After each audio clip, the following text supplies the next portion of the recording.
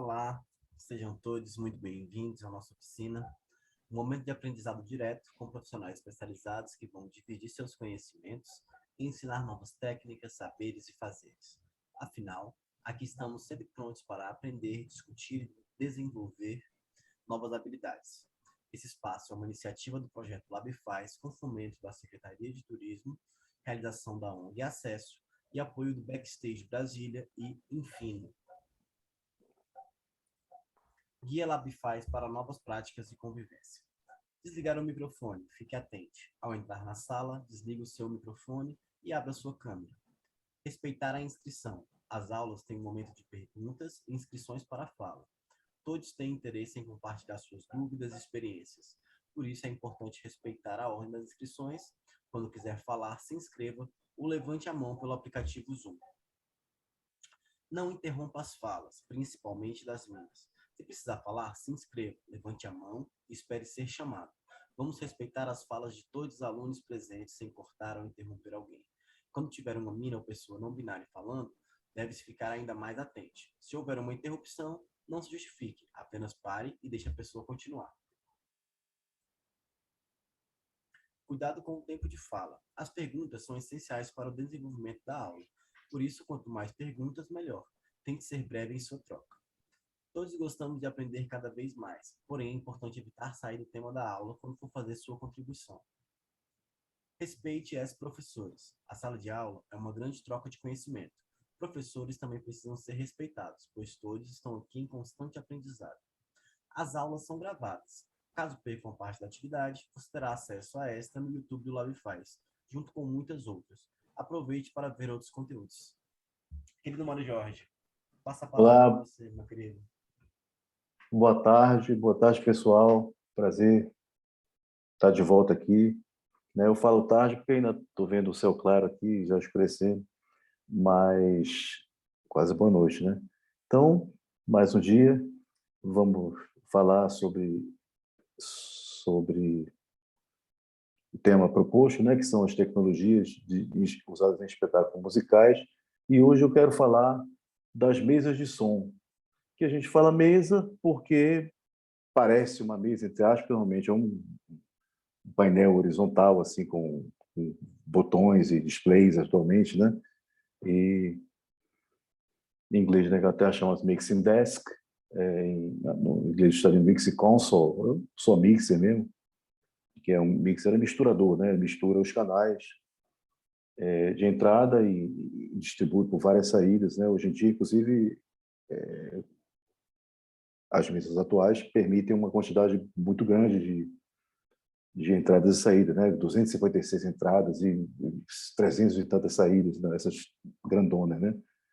Porque antigamente as mesas análogas eram o circuito análogo, que tinha entrada, um pré-amplificador, uma etapa de equalização, umas mandadas auxiliares para outro subsistema, de front field, mesmo para os retornos, os monitores de palco, para a banda se ouvir, que antigamente era feito da mesma mesa. Ainda é feito da mesma mesa em estruturas menores, né, que não comportam duas mesas, não tem espaço, ou não tem dinheiro para pagar.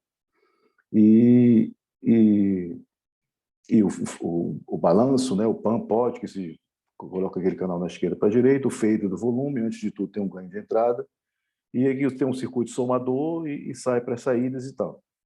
Então, com a popularização das mídias digitais, isso mudou. E não tem tudo isso, só que isso tudo feito por DSP, né? Um computador interno que processa o sinal, DSP, Digital Signal Processing, ou Digital Sound Processing, né? Processamento digital de sinal.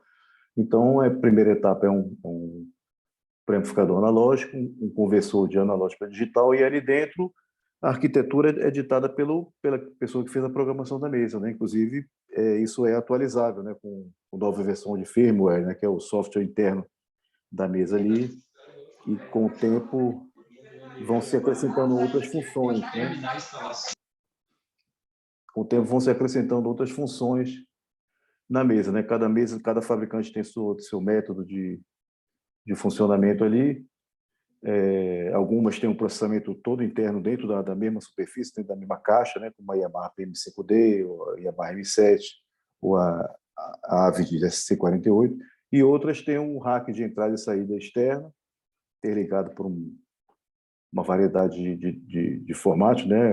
Normalmente é um cabo de rede, ou pode ser um cabo óptico ou um cabo coaxial, e os protocolos também variam, né?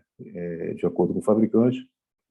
E tem uns, inclusive, que o próprio DSP é externo, a mesa é só uma controladora, a pessoa até brinca dizendo que é um mouse gigante, né? É bem mais do que isso, é óbvio, mas é uma forma de simplificar a explicação do negócio. O pioneiro das mesas digitais foi a Yamaha, das mesas digitais para uso ao vivo, com grande sucesso, até hoje um fabricante muito respeitado, as mesas são muito confiáveis e a qualidade é muito boa. Eles que ditaram uma série de coisas, né, do operacional das mesas digitais, você selecionar um canal e ter todos os controles ali à sua disposição. É muito fácil, assim, no começo, eu já trabalho há um tempo, então, na verdade, eu acho que até a maioria da minha vida profissional foi ainda com as mesas analógicas, né? As mesas digitais são relativamente recentes, principalmente a popularização delas, né? E a Yamaha usa o sistema proprietário, o firmware proprietário, ali, o processamento DSP proprietário. A maioria das outras marcas usa um computador caseiro, entre aspas, né? Ali dentro, embutido. E, por exemplo, a Avid e a Soundcraft usam o sistema Windows, né, da Microsoft, o sistema operacional, a mesa, o programa da mesa é um programa que roda em cima disso, né? A Allen Heath e a Midas, pelo que eu sei, usam o sistema Linux, que é um sistema gratuito e estável e tal. Aí todos têm vantagem e desvantagem, né? A Yamaha, por ser um sistema proprietário, talvez seja mais difícil implementar as mudanças de firmware, só o grupo de engenheiro dele lá. E as outras provavelmente usam linguagem de programação são usadas para outras funções também, né? E tem até uma pergunta, puxa, mas por que ninguém usa ninguém uma vez o sistema dos computadores Macintosh? Na verdade, assim, porque o sistema dos computadores Macintosh, o macOS, é feito para rodar nos computadores da Apple, né? E a pessoa ia fazer um Hackintosh, não tem como fazer isso legalmente e vender numa mesa comercial. Na verdade, atualmente existe como você usar o sistema do Macintosh numa mesa digital. A mesa da Waves, que é a LV1, um sistema muito interessante. Na verdade, é um sistema modular, você pode configurar como você quiser e basicamente você usa um computador externo comercial para gerir aquilo tudo, né? Pode ser usado, então, na verdade, a mesa é um rack de processamento, uma série de controladores que normalmente se usam telas de toque ou mais de uma tela de toque, é muito bacana, eu já fiz. Pode ser usado bloco de fader físico, se você sentir necessidade, ou tudo isso simultaneamente. E aí você pode usar a versão para Mac OS X ou versão para Windows. Mas a maioria das pessoas prefere usar a versão para Windows pelo simples motivo do Mac OS não suportar telas multitoque. Então, você só ficaria podendo mexer uma coisa de uma vez, né, na tela de toque daquela. Aparecem os faders ali, os cantores, e você só poderia mover um de cada vez. Já que o sistema Windows permite tem suporte a multitoque, então você pode até, sei lá, 10 pontos. Você pode levantar um fader enquanto dá mute no outro canal, por exemplo, pode levantar um fader enquanto baixa no outro, isso na tela. É muito legal. Como tudo tem vantagem e desvantagem, né? Eu não sei se na tela se molhar, provavelmente você vai ter dificuldade de mover, se borrifar um respingo d'água, de chuva, sei lá. Isso eu estou dizendo, porque eu sei que, por exemplo, no trackpad do computador, na tela do celular, na tela do tablet, quando fica úmido ou sua mão está molhada, ou pinga o suor, você não consegue mover ali o cursor, né? Então, pode ser que com o tempo se aprimore isso. Eu, inclusive, assisti a apresentação, assisti presencialmente, né? Uma demonstração na época do Rock in Rio. O Rock in Rio que teve antes do lockdown, né? Acho que foi em 2019, se não me engano. Então, durante esse festival, num estúdio aqui perto, o pessoal representante da mesa Waves aqui no Brasil trouxe o Gebhard, não é o primeiro nome dele, daqui a pouco eu lembro. Ele acho que William, talvez, ele é operador de PA da banda Whitesnake. Então ele viaja com essa mesa. Ele deu uma palestra, mostrou, até colocou uma sessão multitrack da banda, e ele mixando e os efeitos que ele usa, muito interessante. E eu perguntei a ele se alguma vez ele tinha sentido, eu achava que ia sentir falta dos faders físicos, né? E ele me respondeu que quando ele foi fazer o primeiro show com essa mesa, ele ensaiou, ele passou, eu tenho que ter os faders físicos, porque senão não é a mesma coisa e tal. Realmente é uma mudança muito grande, né, para quem passou a vida inteira mixando com faders físicos. E aí ele disse que na passagem de som deu um problema técnico lá com a conexão, não sei se era USB ou era a rede dos módulos de faders físicos motorizados, tem várias marcas, né? E aí deu um problema lá, ele acabou passando o som sem isso e falou, olha, bicho, eu não preciso disso não. Aí esse nunca usou, né? Fez muito show já nessa turnê e nunca usou. Esse sistema da Waves é bem interessante, então é um que pode usar o sistema da Apple, mas não, as pessoas geralmente preferem usar o Windows pela necessidade do multitalk, né? E pela necessidade não, pela praticidade, né, de você poder fazer várias coisas ao mesmo tempo. E isso para mim é um caminho muito claro assim que as coisas vão tomar, porque na verdade até tem um cara que escreve umas coisas bem bacanas no Facebook, Rodrigo Peixoto talvez, e ele comentou isso que na verdade, bicho, atualmente você com esses computadores modernos, com processadores super rápidos, uma conexão super rápida, né, Thunderbolt ou USB 4, uma coisa assim, ou via rede, internet gigabit, tem uma rede já que são de 10 gigabits, né, com cabo Ethernet. E você pode ter a mesa dentro do seu computador, não é? E usar uma interface de áudio que tenha a quantidade de entradas e saídas que você precisa, ou mesmo usar, digamos que você tenha um rack de palco que seja do protocolo Dante ou do protocolo MAD, você tirar aquilo para o seu computador, para uma interface que traduz aquilo internamente para no caso do Dante, você pode ligar direto no computador, né? E você mixa ali no próprio computador.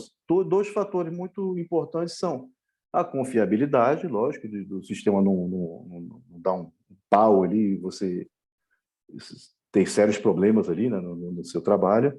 E outra coisa é a latência, né? Todo equipamento digital tem a latência. Por quê?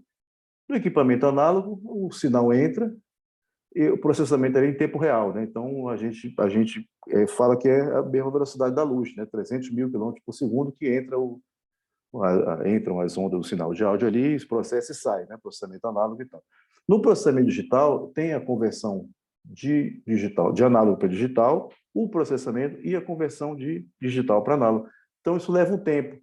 Os sistemas modernos e pela capacidade esse tempo é mínimo, assim, são alguns de 0,7 milissegundos, é uma coisa desprezível, não é? E quando você vai ter mais problema com isso é se para quem usa in-ear você ouvir uma voz assim 5 milissegundos, por mais que talvez você que esteja de fora não vai perceber, o problema é quando se somam essas fontes, né? Então por exemplo, quem canta, ele está se ouvindo a voz internamente e ao mesmo tempo somado com a voz que está entrando, que vem da mesa de som, né? 3 milissegundos atrasado. Então ele vai ouvir uma espécie de um flanger, uma coisa assim, e não é agradável. Ele vai, tá estranho, não sei o quê. Mas eu estou falando de 5 milissegundos, são as mesas digitais mais antigas, e atualmente a gente não tem esse problema, né? Então esse tempo muito curto, mesmo muito curto de latência, vai gerar problema quando você soma ele com outro canal, por exemplo. Um recurso muito utilizado por mim, por exemplo, chama-se processamento paralelo, compressão paralela. Então, de repente, você tem os canais da sua bateria, né? Digamos, vamos contar como 9 canais, bumbo, caixa, caixa embaixo, esteira, né? O contratempo, 3 tons e 2 outros, né? De 8, 9. E aí aquilo vai para um subgrupo. E aí você quer usar a compressão paralela. Um subgrupo sem compressão e outro subgrupo com compressão, e você dosa aquilo ali. Enfim, é um recurso que pode ser utilizado. Está ali na mão, pode experimentar se você gosta ou não, e vai dosando à medida que você vai sentindo ali. Então, na verdade, você precisa, algumas mesas, inclusive, informam esse valor, né? A Digicor fala assim, cada vez que você coloca um barramento, vai acrescentar um tempo de latência de tantos milissegundos. É um tempo pequeno, mas quando você soma os dois, é estranho, dá flange. Inclusive, dá um teste bom de se fazer isso, você colocar em dois subgrupos, o mesmo, sei lá, o sinal de um áudio seu ali, no MP3, se toca no telefone ali, e você vai ouvir um flange ali, é feião, entendeu? Então, na verdade, o ideal, como eu faço, então, se for fazer compressão paralela na bateria, eu mando para um subgrupo estéreo, que eu chamo dry, e o outro que eu chamo wet, né? Seco e molhado, não necessariamente é seco e molhado. Esses termos são mais utilizados com reverberação, essas coisas. Enfim, mas é como eu chamo. Eu já vi outras pessoas chamam assim também. Então, eu coloco o mesmo compressor igualzinho dos dois, só que o compressor do subgrupo que eu não quero compressão, eu deixo ele sem comprimir, mas ele está ali dando o mesmo processamento para ter o mesmo tempo, exatamente o mesmo tempo nos dois subgrupos, e não dá problema de fase. Não é fase aquela coisa etérea, é um problema prático que você vai ouvir um flange ali e é feio, estranho. Não é recomendável usar isso como efeito, né? É melhor usar de outra forma se você quiser esse efeito. Então, isso aí é um defeito, né? Seria. E aí eu boto o compressor desse que eu não quero comprimir, eu boto o threshold no máximo, para não comprimir nunca, a taxa em 1:1, quer dizer, que não vai comprimir nada, e para o resto tudo deixo flat. Flat, se é que você pode deixar assim, né? Deixo no modo padrão ali.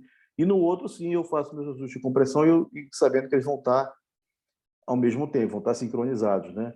Tem mesas que fazem isso automaticamente até um certo ponto, que é uma função que se chama compensação de atraso, né? Delay compensation. Então, tem isso na Midas e tem isso nas AVI, né? Na S6L moderna, a atual, a S6L, a S3L já fora de linha, e a linha antiga, já temos mesas digitais vintage, né? Que é a linha Venue, né? A Profile, a Mixhack, a The Show e a S48.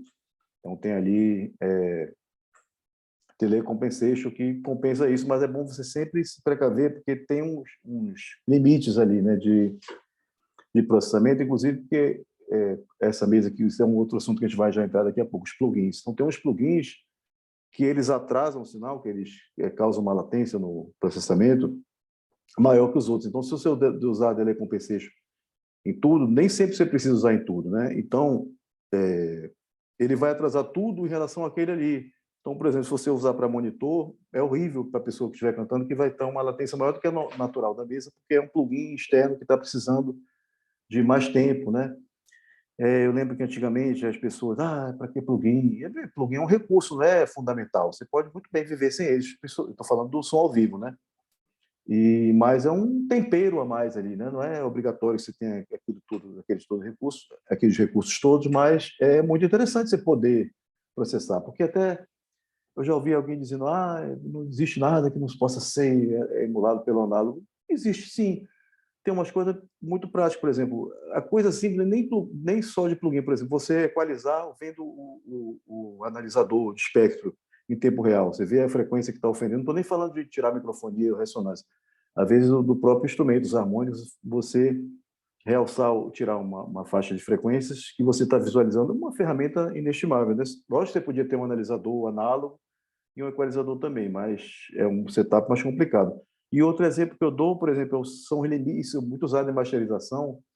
É muito interessante usar, por exemplo, quem vai fazer áudio para live, é usar um limiter na saída da mesa, né? Para manter dentro daquilo que você quer e eventualmente aumentar a percepção de volume, né?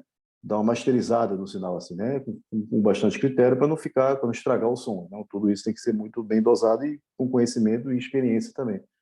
Experiência que eu digo é você ir tentando várias coisas e tentando entender o que é que aquilo está fazendo, né? Então, tem os limites digitais que tem uma função chamada look ahead, né? Tem até específico assim, que ele, inclusive, ele tem uma latência maior proposital, porque ele precisa, na verdade, ele vai te entregar o áudio um tempo, não são vários segundos, pelo amor de Deus, são milissegundos, mas pode atrapalhar. Então, principalmente se você estiver somando o sinal assim atrasado com o outro não atrasado, isso sim vai te dar problema. Ou se estiver usando para o monitor e a pessoa está cantando, né? Ele vai olhar o sinal, ele vê, então, se clipou, se distorceu, ele vai corrigir isso antes de jogar o sinal para frente, né? Então, como se fosse, tem um tempo de ataque de um compressor, né? Que é o tempo que ele leva para reagir uma vez ultrapassado o limiar o threshold, né? Que você colocou ali para ele começar a comprimir. Então, tem um tempo tem o tempo ataque zero, né? Entre aspas, e tem esse ataque negativo. Ou seja, antes de acontecer, ele prevê o futuro. Não, na verdade, ele atrasou e está processando. Então, isso é uma coisa muito útil. Isso não tem no reino análogo, entendeu?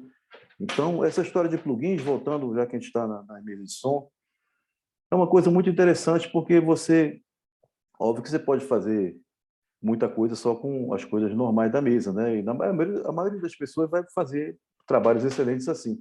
E agora vamos pensar na perspectiva diferente, né? A gente tem dois ramos assim de pensamento, não é isso, né? Dois ramos, não sei como dizer isso, por exemplo, de atitude em relação à banda que vem. Digamos que você trabalha numa empresa de som, ou você trabalhe como operador de um determinado festival ou evento. Olha, você vai operar bandas que não tiverem operador. Ok, muito obrigado.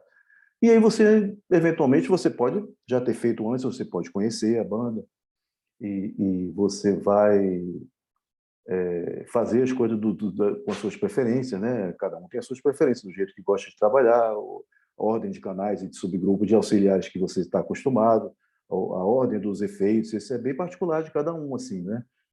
E a pessoa que trabalha na empresa, eu estou falando que eu já trabalhei em empresa, eu também já trabalhei assim, em festival e eu trabalho com artistas. Então, a perspectiva é outra. A pessoa que não sabe o que vai acontecer, ela não vai querer ficar inventando, entre aspas, né? Ela vai querer simplificar porque para não se perder ali, não acabar estragando o negócio, não é que vai fazer um trabalho meia boca, nada disso. Aliás, pode ficar excelente o trabalho, pode até ficar melhor do que um que use cheio de plugins, cheio de efeito. Óbvio que pode, né? Acontece, inclusive. O que eu estou querendo dizer é que a perspectiva da pessoa que quer o lado completamente prático é diferente daquilo que você, a banda que você viaja, mesmo que seja com cada dia com um sistema diferente, você conhece aquelas músicas, você conhece que aquela hora vai acontecer isso, aquela hora vai ter aquele solo, aquela música o cara toca mais fraquinho naquele momento, por mais que você diga, olha, essa hora está aí, enfim, você já sabe, você vai lá. Então, essa pessoa que vai provavelmente se preocupar de usar os plugins, né?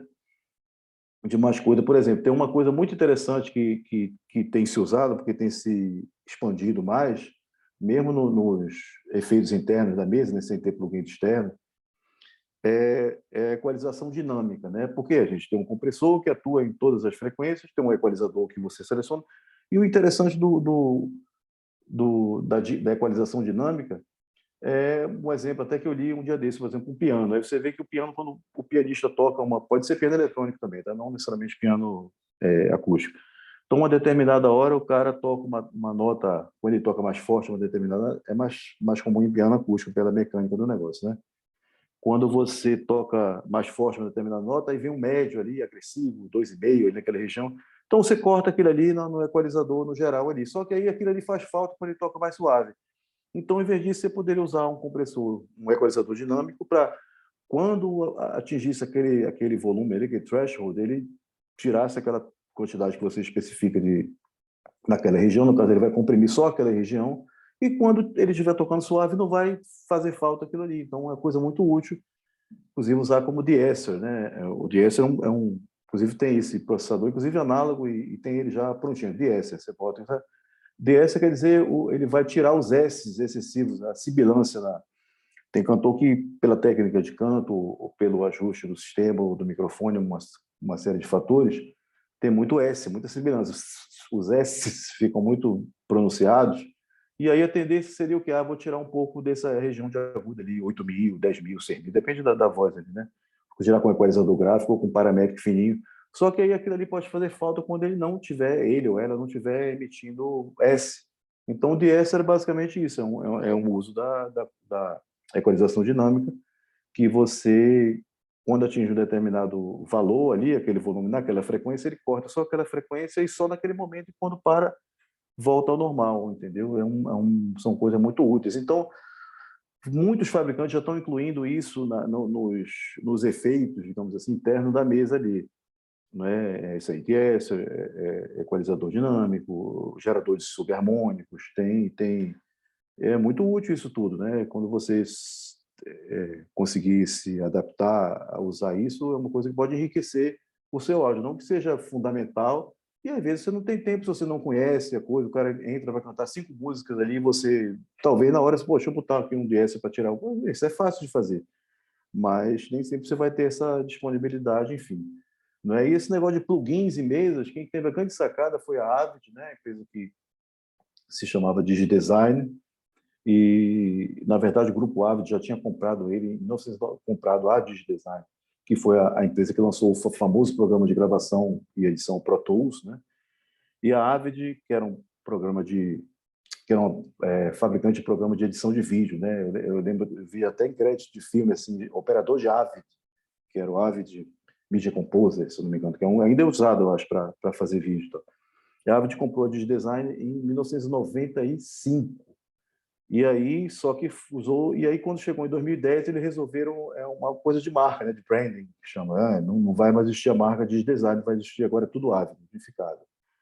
E eles lançaram a mesa para ao vivo, a primeira The Show, a primeira deles, né, da marca. Então, é uma mesa que usa, ainda tem umas por aí rodando, usa um computador rodando Windows, uma versão mais simples, um programa, e usa os plugins do Pro Tools TDM, então plugins de formato TDM Windows.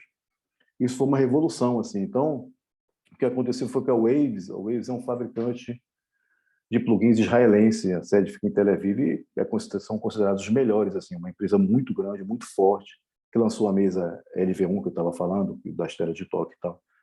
E essa empresa, ela acabou ficando independente. Tinha os plugins Waves TDM, eles pararam de fabricar, acho que até rolou uma brigazinha assim, inicialmente, porque a Wave lançou a própria plataforma de Wave, de plugins, e só que aí, em vez de ser só nas mesas da Avid, foi permitido a você usar em qualquer uma das mesas. Você compra um cardzinho da Yamaha, ou da Digico, ou da Allen Heath, ou da SSL, e do protocolo Wave Sound Grid, né, WSG, então liga um cabo de rede no servidor, e aí roda os plugins da Waves, tem a licençazinha que é um pendrive, no caso da Waves, e você roda em qualquer mesa e você abre lá e tal. Muito interessante, com certeza são ferramentas, tem muita coisa muito interessante, assim, né? Inclusive emulações por exemplo, tem dois irmãos que eles mixam, assim, né? Não gravam, nada, que são os irmãos Lord Alge, né? TLA e CLA, né? Tom Lord Alge e Chris Lord Alge, que é o irmão mais famoso, que são aquela série de plugins CLA da Waves. Então, o que a Waves fez foi pegar ele tem uns compressores antigos, né? 1176 da Urei, e várias coisas assim, que tem assim meio modificado, meio vintage e tal, que ele usa especificamente, esse aqui eu uso mais em voz, esse aqui eu uso mais em bateria e tal. Então a Waves pegou, levou para Tel Aviv e ele contou isso numa entrevista aí, fez a modelagem eletrônica do comportamento desses aparelhos e vende com uma série CLA, né? Muito interessante você ter isso. Mas tem umas mesas que tem tudo isso embutido já, tudo isso. Tipo assim, a maioria das ferramentas úteis, assim, né? Fora, eu digo, da parte de equalização, da parte dinâmica, né? Que a parte de equalização, né, são equalizadores e tem emulações de equalizadores antigos, análogos, né? Com ele, Pultec e tal. Emulação de compressores valvulados antigos, valvulados ou não, né? Tem os antigos que não são valvulados, né? O Rave 1176 não é. Já aquele Fairchild, que é bem caro, assim, custava $25.000 na época e tal, valvulado, então tem emulação disso aí também. E tem isso da parte dos compressores, né? Da parte de dinâmicos, né? Eu falei dos equalizadores dinâmicos, então tem noise gate de vários tipos, e tem os processadores de tempo, que são os reverbs, delays e tudo que usa esse tipo de coisa, né? E pitch shift também, que é usado em dobra ou em afinação de voz, enfim. Essa parte é mais complicada de afinação de voz, porque requer uma inteligência artificial ali, por exemplo, o famoso programa Autotune, o segundo mais famoso, ou atualmente mais usado, que é o Melodyne. Isso tem gente que usa ao vivo, entendeu? Eu mesmo já cheguei em lugar que show de artistas anteriores e eu até tirei foto, né? Que tem assim autotune. Então o canal, a voz que vinha do autotune pode ser usado como efeito, né? De voz robô, ou pode ser para afinar mesmo, entendeu? Então para o bem e para o mal, mas tem gente que usa. E já vi foto de mesa de som de artista grande também que tem isso. A pessoa fotografa, sabe, fulano de tal, autotune. Ah, beleza, bom saber, enfim, mas é meio complicado de usar ao vivo, né? Assim, principalmente ele sentar, não sei se também como a pessoa usa, né? Com o MIDI guiando, o MIDI da programação ali, guiando a afinação, porque é perigoso também dele entender, dependendo da desafinada. Eu acho mais prático a pessoa que precisa disso usar simplesmente uma voz gravada, que é o que a maioria usa também, né? Enfim, mas isso aí já é outra história. Então, essa história de afinação, isso não é muito comum. Tem pitch ali, mas você fixo ali um determinado valor, né? Geralmente em semitons, Você pode usar até fazer um gerador de subharmônico, botar ali para somar no bumbo, botar uma oitava abaixo e somar diretamente e tal. Normalmente é para fazer dobra, né? Você altera um pouquinho o pitch, né? Alguns cents, né? Não chega a um semitom, óbvio, senão vai ficar soar horrível, desafinado. E também acrescenta um delay, então, para simular, porque quando várias pessoas cantam junto, por mais que esteja soando afinado, na verdade tem pequena diferença de afinação e de tempo, tanto que você percebe como sendo várias pessoas, né? Então, você fazer uma dobra ali para dois caras cantando para soarem com mais pessoas cantando, então você usa o pitch shift um pouquinho ali, com um delayzinho ali, e serve para isso aí, né? Daqui a pouco a gente fala sobre reverbs e delays, também é muita coisa interessante. Eu estava falando sobre compressor e mesa de som, né? Estava falando da mesa de som, do processo de DSP e da latência eventual que os plugins ajudam a aumentar, né? Dependendo do plugin. E o legal das mesas digitais, eu falei isso ontem, quando as primeiras mesas digitais apareceram, a utilidade que as pessoas, eu me incluindo, viam era assim, poxa, que legal que você pode ter, sei lá, 5 bandas num festival. Naquela época, todo dia era uma passagem de som, né? Poucas pessoas não passavam som, só se não tinha condição mesmo, porque não tinha cena, não tinha pendrives. Ou você fazia no olhômetro ali, ou fazia alguma passagem, ou entrava no seco e ajeitando, enfim, se fosse necessário, né? E aí, poxa, a mesa digital pode passar 5 bandas e colocar 5 memórias aqui, e na hora que entrar, tá lá, beleza. E aí passou a segunda fase, era de você poder usar um cartão de memória, né? Para o pendrive veio depois, né? O cartão de memória para você poder colocar, semana que vem vai ter uma mesa igual a essa, então já levo aqui a cena, né? E aí um outro passo que para mim foi maravilhoso também foi poder editar a cena em casa. Você salva no cartão de memória, atualmente no pendrive, você abre em casa no seu computador. Alguns programas só rodam em Windows, outros só rodam no Mac OS X, pouco, né? A maioria é Windows, na verdade, né? Tem uns que tem os dois, como o da Yamaha, a maioria é só Windows, né? O Yamaha tem para os dois, e o único que tem só para Mac é o da Midas, né? Não sei dizer por quê. Não sei se lançaram a versão para Windows, enfim. Mas você editar assim, por exemplo, vou ter um show depois de amanhã e, puxa, eu vou adiantar, vai fulano, não vai, que vai, olha, eu coloquei um tom a mais, o baterista falou. Então, poxa, chegar lá e fazer isso na hora, você já pode fazer assim, copiar e colar um canal, mover, andar ali. Pô, é muito prático, entendeu? É muito prático mesmo. E ultimamente o controle via iPad, né? Então, tem sempre o problema de posicionamento da mesa, principalmente quem faz o PA, de não estar no lugar ideal, que está ouvindo, ou está numa cabine, for no teatro, ou de lado, ou algumas vezes atrás do palco. Eu tenho feito isso em eventos, a gente, a mesa tem que estar atrás do palco. E atualmente com o iPad você liga ali o roteador, abre o programa específico e vai lá na frente e faz sua operação, suas alterações. É muito prático. Isso foi. E quem faz monitor de chão também, quem faz monitor e usa monitor de chão, então é muito prático que você pode falar lá e equalizar dali mesmo. Que antigamente você tinha alô, aí você vai ali na mesa e ajusta um pouquinho e volta. Alô, alô, precisa, aí você vai. Então, ficou muito mais prático assim, principalmente quando a mesa não está numa posição acessível, né? Por exemplo, em teatro é muito comum o pessoal colocar a mesa de som lá na cabine. Lá na cabine, às vezes, é um lugar bem alto. Eu já fui em lugar que você tinha que dar uma volta no teatro inteiro, já fui em lugar que você tinha que subir um elevador. Então, não dá para você falar, alô, alô, deixa eu ver. Estou falando assim, PA e monitor feito de uma mesa só lá da frente, e você tem que ouvir. É complicado. Eu já fiz isso, na verdade, né? Mas a pessoa, você pede para alguém auxiliar você, ou muitas vezes você está sozinho. Então, esse negócio do iPad, antes do iPad, dava para fazer isso com o laptop também. Eu mesmo já fiz. Antes de aparecer o iPad, já tinha isso aí para algumas mesas, né? E isso aí ficou muito prático, cara. Ajuda muito você, né? E aí eu tinha pensado em falar também dos problemas, né? Que às vezes a gente encontra, por exemplo, mesa digital, o fader é motorizado, né? Não sei se tem alguma mais antiga que não tinham, algumas séries mais simples que não tem, mas assim, o normal é ter um fader motorizado. Então você chamou a outra página. Então, muitas vezes tem 16 feitos. Então, nos canais de 1 a 16. Aí a outra página, 17 a 32. Então, lógico que não estão na mesma posição. Então, quando você muda ali, eles se mexem ali, né?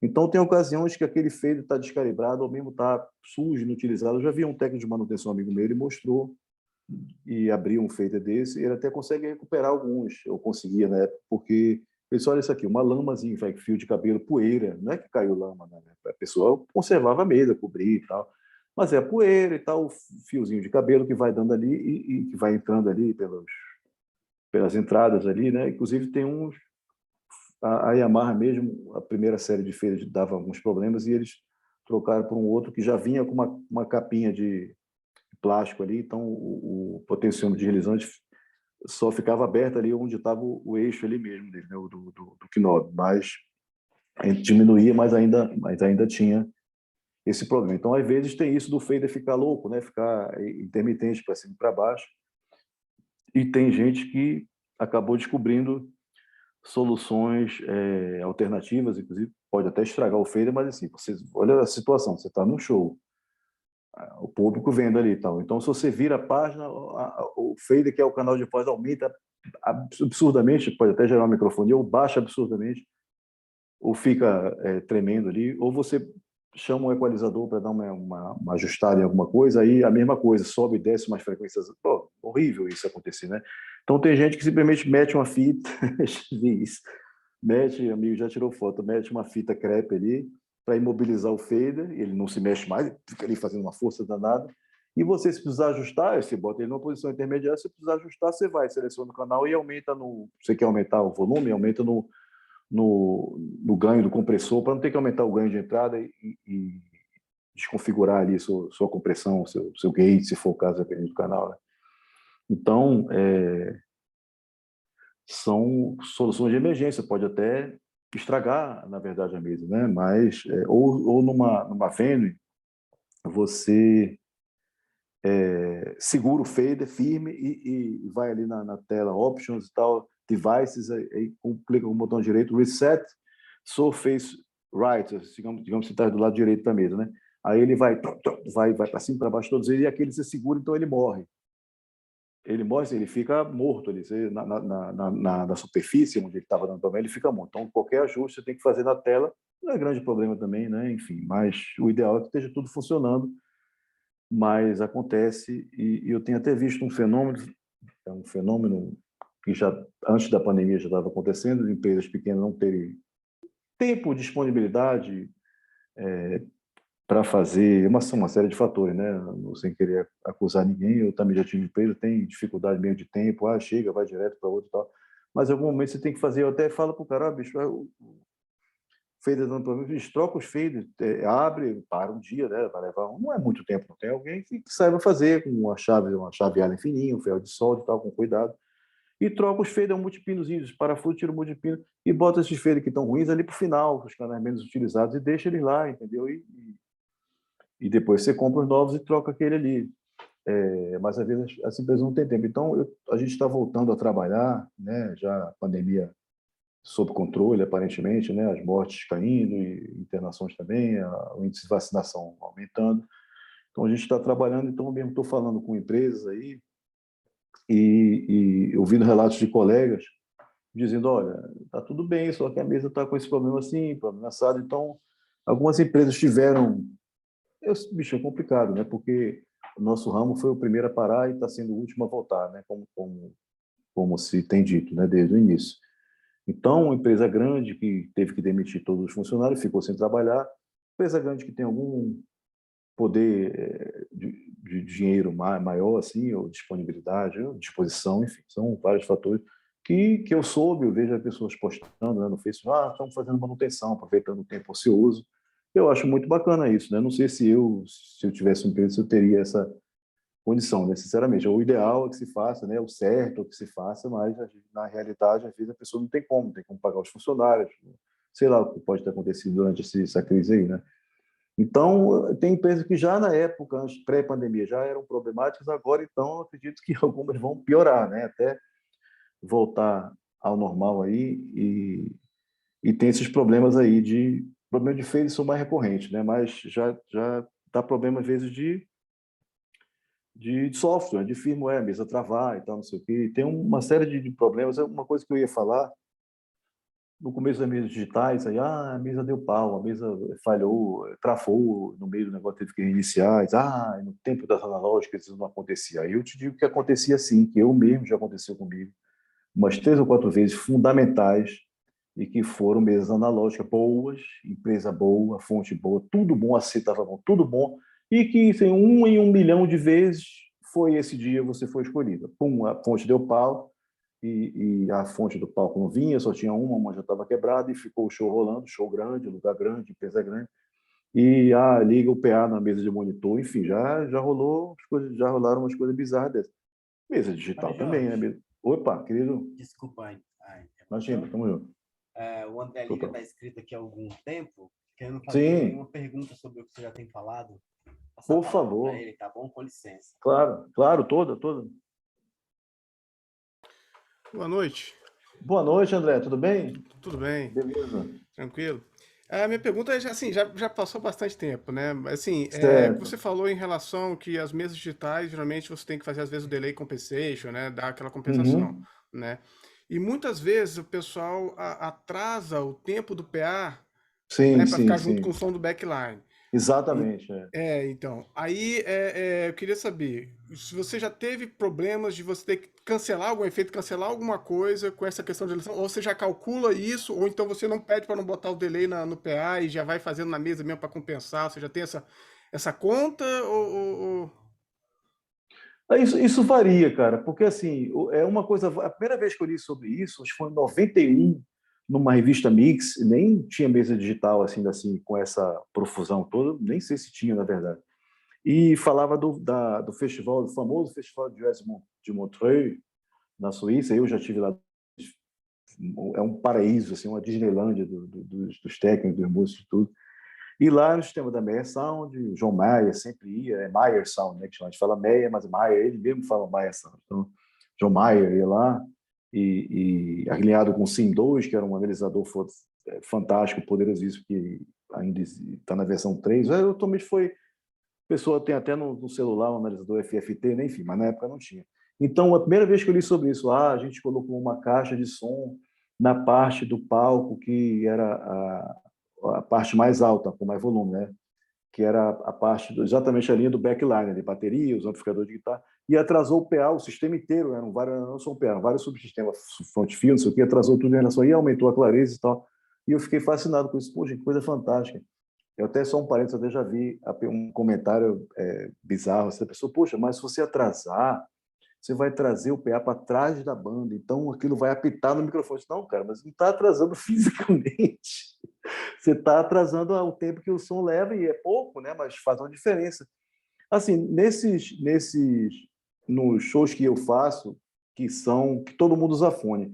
Então, isso é um problema menor, apesar que tem a bateria percussão ainda bem barulhenta, a gente não usa acrílico, mas é até outro parênteses que eu vou fazer sobre a pessoa falar da vantagem de você usar a mesma mix no alinhamento para todos os subsistemas, inclusive front field.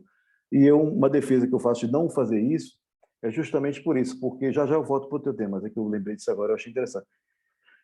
Cada caso é um caso, né? Não existe uma coisa definitiva assim, né? Por exemplo, no front field, se eu boto tudo ali, a parte, quem está pertinho, ele está pertinho ali ouvindo, sentado na primeira fila, ele vai estar ouvindo o som direto da bateria da percussão bem alto.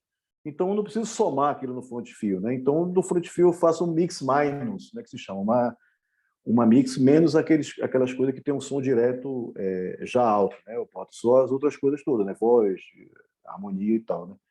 Aí, voltando sobre... Já fiz isso do PA, é muito interessante, eu procuro fazer, mas eu sempre pergunto, porque assim, eu não viajo, eu não sou daquela turnê que viaja com equipamento e com o mesmo pessoal, né? Então, cada dia é uma realidade. Aliás, estamos voltando agora, a gente passou um ano e meio parado. Então, a gente tem que ver como o cara do PA configurou, que muitas vezes ele configura isso já. Olha, bicho, a gente mediu, tem a distância ali, então para somar legal, eu já coloquei o atraso aqui no processador do PA, por exemplo, né? Mas você pode fazer isso também na sua saída de áudio da mesa digital. Eu nem falo LR, porque eu mesmo não uso assim, eu uso Matrix, eu uso o LR que distribui para várias coisas, né?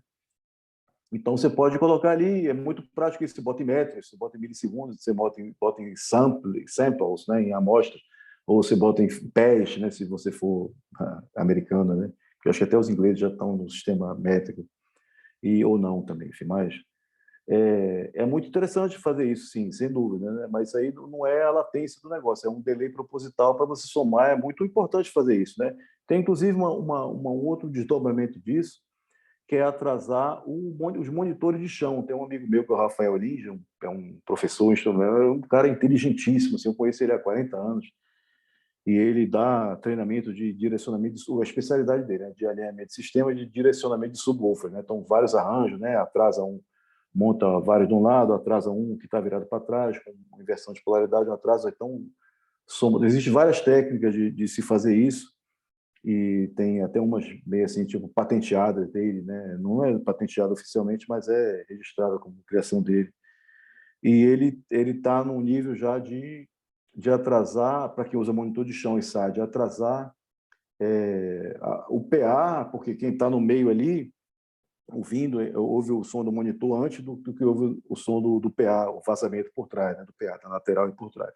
Não estou nem falando da reflexão lá, que isso aí já é outra coisa. Então, aí ele, para medir e calcular isso, para ficar um som mais coeso, assim, né? Bom, isso tudo pode ser muito bom, mas sempre vai ser o ideal para um determinado ponto, né? Porque, assim, aí você atrasou o PA em relação ao monitor, mas quem está lá na frente, isso atrasou o PA, não, desculpa, atrasou o monitor em relação ao som do PA, então ele pede para o técnico de PA mandar um sinal de pink noise, uma referência, e você faz a medição versus a referência no programa FFT, geralmente o mais famoso é o Smart, né?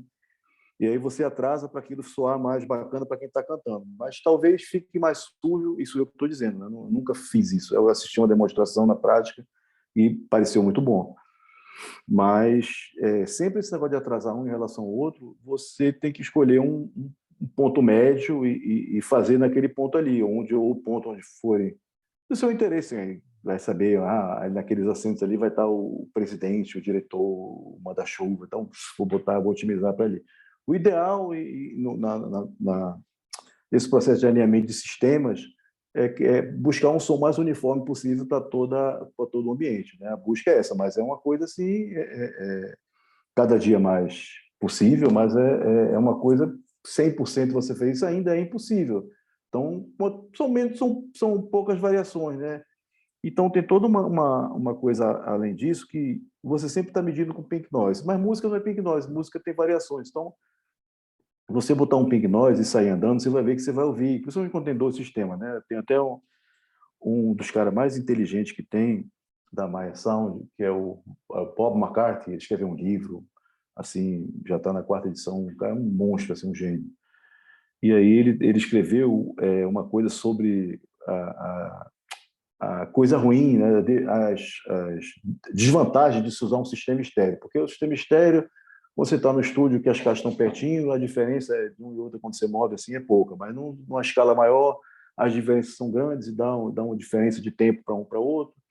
Então, o ideal que seria um cluster central, um sistema único, mas ser um sistema único para atingir uniformemente a sala toda é muito difícil ser implementado, principalmente em instalações móveis, né? Então, na verdade, um amigo meu até conversou com ele pessoalmente, e ele disse, não, eu fiz aquilo, não é um drama, ele colocou que fosse um rei, era uma vez um reino e tal. É muito interessante esse artigo, tem na revista Mix. E ele fala que isso é uma coisa utópica dele, sabe? Que inclusive pode ser usado o estéreo, sim, o pan aberto, assim, uma pessoa que vai ouvir diferente, assim, vai ouvir diferente da outra, mas se difere todas, não é um negócio tão drástico assim. Quando você usa pink noise e sai andando, aí você ouve a região do comb field, né, que você vai ouvir como se fosse um fez. Você vai andando para você, aí você volta um pouquinho. Mas, bicho, ninguém vai ouvir, principalmente no teatro, vai ouvir andando. E se for ouvir também, não é pink noise constante, vai ser uma música pulsando ali, e não vai ser esse horror todo. Então, é importante a gente pensar no objetivo final, nas limitações dessa tecnologia, não relaxar e dizer, tá tudo bom. Não, vamos buscar o máximo ali, mas consciente que não vai ser, vai ser exatamente, precisamente o mesmo som, todas as fontes vão chegar ao mesmo tempo para aquela pessoa, até porque a pessoa está tentando se mover e tal. Então, não tem muito jeito assim, de ser um negócio 100%. Assim, tem a aproximação, né? Quanto mais bem feito, fica mais bacana, né? E todo mundo ouvindo o mesmo som é muito interessante, é uma busca constante assim, né? Inclusive, ao contrário dessa tendência que ele falou, o ideal é uma fonte só, Eu falei isso ontem até, tem esses sistemas imersivos, né? Por exemplo, dois grandes fabricantes, eu não estou nem falando do Dolby Atmos, eu estou falando de som ao vivo, né? De lugar grande. Então, a L'acoustics, que é uma empresa francesa, e a DIB, que é uma empresa alemã, cada um tem já o sistema que você usa vários sistemas de PA, várias tripas de line array ali, o surround também, tal, e você direciona aquilo ali direciona a sua mix, assim, uma coluna só de voz, as outras só a guitarra, outra só a bateria, enfim, você escolhe, né? Tem, inclusive, como fazer isso virtualmente para você ensaiar e tal. Acho que a turnê da Björk, desde antes da pandemia, estava com isso aí. Eu até compartilhei um vídeo, é muito interessante. E aí, bicho, isso tudo é muito complexo, tem que ser planejado, né? Já foge aqui com nossos caras de trabalho, você acaba tendo que meio que fazer um pouco de tudo, mas na verdade, numa escala maior, isso são várias funções, né? O cara vai estar lá só para mixar, lógico que ele vai ouvir o sistema, vai equalizar a gosto dele aí, uma coisa, equalização artística, que se chama criativa, e a equalização científica ou corretiva é feita pelo engenheiro de sistemas, o cara que projetou, não projetou as caixas, né? Projetou como, vamos colocar tanto, tal, esse modelo aqui, tal. Hoje em dia, com os programas de predição do Line Arrays, isso é muito bom. A predição da cobertura, vou atingir, esse PA vai atingir tantos metros, né? Isso é bem feito isso. Se você for num lugar grande, tiver a oportunidade de conhecer e ouvir ali, então você vai ver que passou daquela área ali, as altas começam a morrer, entendeu? Propositalmente, assim. Então, eu teria que ter mais caixa, torre de delay, ou mesmo ele apontar para outra direção, mas muitas vezes tem até uma coisa bem sofisticada da DIB, que o vídeo é bem impressionante, assim, porque eles têm na Alemanha aquelas coisas, um festival de música, mas aí, numa distância determinada, tem um hospital, tem uma cidade, uma área residencial que não pode ter aquele volume lá. Então, ele vai projetar o tiro do PA para evitar que o som chegue, não vai evitar 100%, mas vai ter uma boa queda, né, em decibéis, que o som, evitar que o som chegue naquela região onde não é para chegar. Então, isso tudo é uma coisa ainda, já tem muito avanço relativamente ao passado próximo, assim, mas ainda tem muito para evoluir ainda, né? Então, daqui a alguns anos, isso aí que a gente está falando isso era o início, isso era o começo e tal. Mas, sim, respondendo a tua pergunta, eu já fiz. Você tem, sim, um ganho, principalmente num lugar menor, né? Muitas vezes um lugar que você está... Porque quando é um lugar muito grande que você, lá da mesa de som, quase você ouve o backline ali, quem usa ali, a não ser, eu estou falando um show mais comportado, né? E mesmo esse show de metal, assim, que tem aquele paredão de Marshall, muitas vezes aquele ali ele só usa algumas caixas e o resto tudo é cenário. Tem até fotos disso, assim. Ou alguns usam caixa mesmo, mas não é tudo ligado, porque senão, pô, não tem nem PA que supere aquele paredão ali, né? Imagina, acho que os caras nem conseguiriam tocar, né? Eu já participei de um show do Motorhead, uma banda que nem existe mais, porque o cantor morreu, o Leme, né? Desculpe E... interromper. Opa, Desculpe toda... interromper. Mas é só para perguntar assim, mas você calcula o teu delay compensation que você está usando com a mesa em relação ao PA ou não? Você não, você... Sim, é fácil colocar. Eu já fiz por estimativa, né? Quando você tem, por exemplo, se você tem uma trena laser na mão, é fácil. Você aponta para o PA, o PA está dali onde você está, 50 metros. E você aponta para a linha ali, digamos que tem um paredão de marcha, a 60 metros. Vou atrasar o PA 10 metros, que aí vai chegar junto. Sim, você pode fazer isso. Você pode falar, que eu chamo guesstimate, né? que é adivinhação, uma soma das palavras adivinhação, guess, né, com estimate, que é estimativa. Então, é um chute direcionado, digamos assim, é um chute, mas com consciência, com conhecimento. Nessa deve ser 68, não, você for. Aí você olha assim o box truss, né? Você sabe que cada dois vizinhos, numa Q30 ou P30, cada dois vizinhos daquele é 1 metro. Então, você olha para o grid, você não tem uma edição ou uma trena na mão, você olha para o grid, lá, tem 7 metros ali. Você olha ali, então 7 metros, e você ouve. Ou você pode, se você tiver tempo, gera um sinal, bicho, liga aí no reamp, aí liga ali no Marshall, um sinal, bota ali, sei lá, 1K, e aí você bota no PAI ali, bota nos dois, e você investe a polaridade. Você tem que começar com uma estimativa também, né? Senão você vai ficar louco. Então. E você investe a polaridade de um deles e vai ajustando o delay até ouvir o cancelamento máximo. Aí vai estar certo, né? E aí você desinveste a polaridade, lógico que vai e te usa isso com subwoofer também.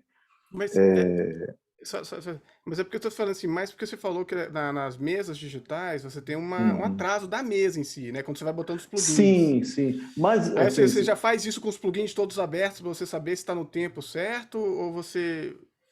não, mas eu estou falando isso do master, né? De a gente atrasar o master, porque os plugins, na verdade, André, o atraso é muito pequeno, né? São só milissegundos, né? A não ser que você use, por exemplo, eu sempre demonstrava quando dava treinamento das mesas Venue, eu mostrava, aí quando você bota ali na tela os plugins, você bate com o botão direito e aparecia a latência, né? Tempo total de processamento, tantos samples, você podia botar em milissegundos. E aí eu botava como exemplo aquele plugin Maxime, que é isso eu até falei mais cedo, é um plugin compressor limiter com local head e tal, então ele tem um atraso bem grande. Pessoal, olha, nossa, quantos? Pois é, então isso é muito bom de usar no master se você não estiver cantando junto. Mas essa compensação é milimétrica, assim, isso aí não vai influir nessa parte que você falou, não, entendeu? Vai influir desprezívelmente, entendeu? E porque são tempos muito pequenos, né? É só uma compensação para você não ter. Porque, por exemplo, o que vai mais importar é se você está somando o mesmo sinal em dois caminhos diferentes e estes não estejam sincronizados, que aí você vai ouvir um flange e tal. Mas, por exemplo, se o boom, digamos que você colocou um compressor valvulado, simulação, né, no canal do baixo, tá? Então o bumbo está chegando em tantos milissegundos e o baixo está atrasado 0,5 mil, você não vai perceber isso. Só vai perceber se tiver dois canais do mesmo, eu vou dividir esse baixo aqui para ter duas coisas diferentes, vou somar. Um deles vou botar um compressor e o outro não vou botar. Então, você somar eles dois, aí você vai perceber isso aí, vai te atrapalhar, entendeu? Mas fora isso, que nem, tipo assim, a pessoa está tocando baixo ali, então está ouvindo no monitor de chão. Você afastar o monitor de chão um pouco para lá ou para cá, não vai atrapalhar você. Agora, se você estiver cantando com um fone no ouvido e você está ouvindo a sua voz interna o que vem pelo fone atrasado, você pode ficar, principalmente quando é um atraso maior, né? Quando é microsegundos, assim como o sistema moderno, isso não vai influir. Eu li na Mix que, ainda naquela turnê do YouTube, já faz alguns anos, né, do YouTube 360, daquele palco fantástico ali, era no cinema da Clare Brothers. E aí, inclusive, pessoas que trabalharam na montagem disseram que viram isso. Mas isso foi noticiado assim. Então, a voz do Bono, antes de entrar, assim, a voz dele ia para o mundo, né? Ou seja, ia para as mesas de monitor, de PA e broadcast e tudo, mas também era splitado o microfone sem fio, ele era splitado numa mesa análoga, marquia, assim, pequenininha, e aí entrava também nessa mesa o LR da mix de fone dele, e daí é que ia para o transmissor do in-ear, porque aí, segundo dizem, ele percebia o atraso quando era ligado na mesa e atrapalhava ele. É óbvio que também tem um atraso da transmissão, principalmente se for um sistema esse Accent digital, só outro digital da Sennheiser, eu falei do Accent da Shure, enfim, que tem, por ser digital, tem a conversão de análogo para digital e depois digital para análogo, então tem latência. E se o in-ear também for, então tem a latência, então vai somando. Mas isso na época não era ainda digital e dizia-se que ele percebia isso e eles resolveram dessa forma. Então a sua voz, para você, ela vai direto. Né? Aí da mesa vinha mix dos outros instrumentos, vinha o reverb de voz, que aí se tiver alguma milissegundo a mais não vai atrapalhar. Então, mas esse delay compensation que eu falei são coisas milimétricas assim, né? E esse delay do PA é uma coisa já no master ali, né? Que mesmo que você não usar plugin nenhum, então, todos os canais chegam ao mesmo tempo, o som ali no barramento final, eles vão ser afetados da mesma forma para ir essa coisa que você falou de atrasar. Isso é utilizado também. Muitas vezes a pessoa já faz eu gosto muito assim, quando chego num lugar e tem um cara que entende, que eu conheço, ou mesmo que eu não conheça, mas vejo que o cara entende, olha, é só o LR que você tem que ligar e já está distribuído para tudo. Eu acho, aí o cara já fez isso, ele já atrasou, porque tem um front fio, tem o sub, tem os laterais, tem os delays, por aí vai, ele já fez todo esse trabalho e você só entrega o LR para ele. É lindo, né? Que às vezes digitais, como tem várias saídas, que tem nível, controle de nível, controle de delay, equalização, é muito comum pensar, olha, tem aqui 12 saídas para você programar. Tem o LR principal, tem o front de fora, tem o outfield, tem não sei o que, não sei o que. E aí todo cara que chega com a sua cena ali, o cara tem que fazer isso aí, né? Então é muito mais interessante ele ter isso, processamento externo à mesa, né? um processador de PA, né? Um OmniDrive, um Adobe Lake, que nem é mais da Adobe, né? Um Lake, coisa do gênero assim, do que ter que fazer isso na saída da mesa, né? Então é isso. Respondendo a tua pergunta, esse Delay Compensation não é relativo a essa parte, não, entendeu? Essa parte tem que ser um negócio feito manualmente mesmo, entendeu? Você poderia até simular isso se você estiver projetando um sistema de um fabricante como a Acústica ou a D&B, você desenhar o palco e todos os sistemas, olha, vai ser assim, vai ser assado, vai ser assim, a mesa vai ficar aqui, tantos metros, o tiro do PA, tem a planta em AutoCAD do local, então um negócio muito preciso. Amigos meus já falaram que é impressionante a precisão. Pode ir lá ouvir que você vai ver que ali vai acabar o som, onde está apontado ali, assim, além dali não vai. E você pode colocar já esse cálculo, inclusive quando você ligar os amplificadores das caixas via rede, você já pode mandar lá um recall ali e ele vai fazer isso independente, você não tem que fazer na mesa, entendeu? Isso aí é uma outra coisa. Essa Delay Compensation não é o que eu estava falando, não é relativa a esse não do PA, e sim a diferença entre um canal e outro quando se usa plugins, né? Inclusive a Waves, se você observar ali no site dele sobre o formato do plugin Wave Sound Grid, ele diz latência zero. É até uma coisa meio, eu não vou chamar mentirosa, que me falou isso, bicho, não existe latência zero em equipamento digital, existe latência mínima ou desprezível. Quando apareceram os CDs, os primeiros CDs, a gente chamava atenção, chamou a nossa atenção, eu e meus colegas, assim, as especificações que tinham, que a gente é acostumado com o mundo análogo, né? Com vinil, com cassete ou fita de rolo. Então era assim, tem um plano chamado Wow and Flutter, né? Que é uma variação assim que era mais de vinil ou da fita de cassete ou fita de rolo, que aí no caso dele era incomensurável, não era nem 0,000, esse bicho é tão baixo que não tem nem como você medir com a tecnologia atual. Então chamou a atenção, poxa vida. Então é tipo isso, são variações muito pequenas, então, mas não é zero, não é zero, que nem o delay da Waves, é uma crítica que eu tenho para eles, são excelentes plugins, eu mesmo uso, tenho licença do C6, que é um compressor multibandas que eu sonhava ter, aí a licença custava $1.000, sei lá, e tal, blá, blá. Aí um dia assim, preço especial, R$29,90, opa, então eu tenho ele no meu pendrive, tem o que mais de comprado? Da Waves, acho que só esse. Eu uso se tiver no local e tal, mas eu só uso na mesa venda, né? Quando tem. Mas então esse delay do PA não é feito pelo desse delay compensation que eu falei, não, tá bom? É isso. Não é muito tempo, né? Mas foi legal, acho. Ainda tem amanhã.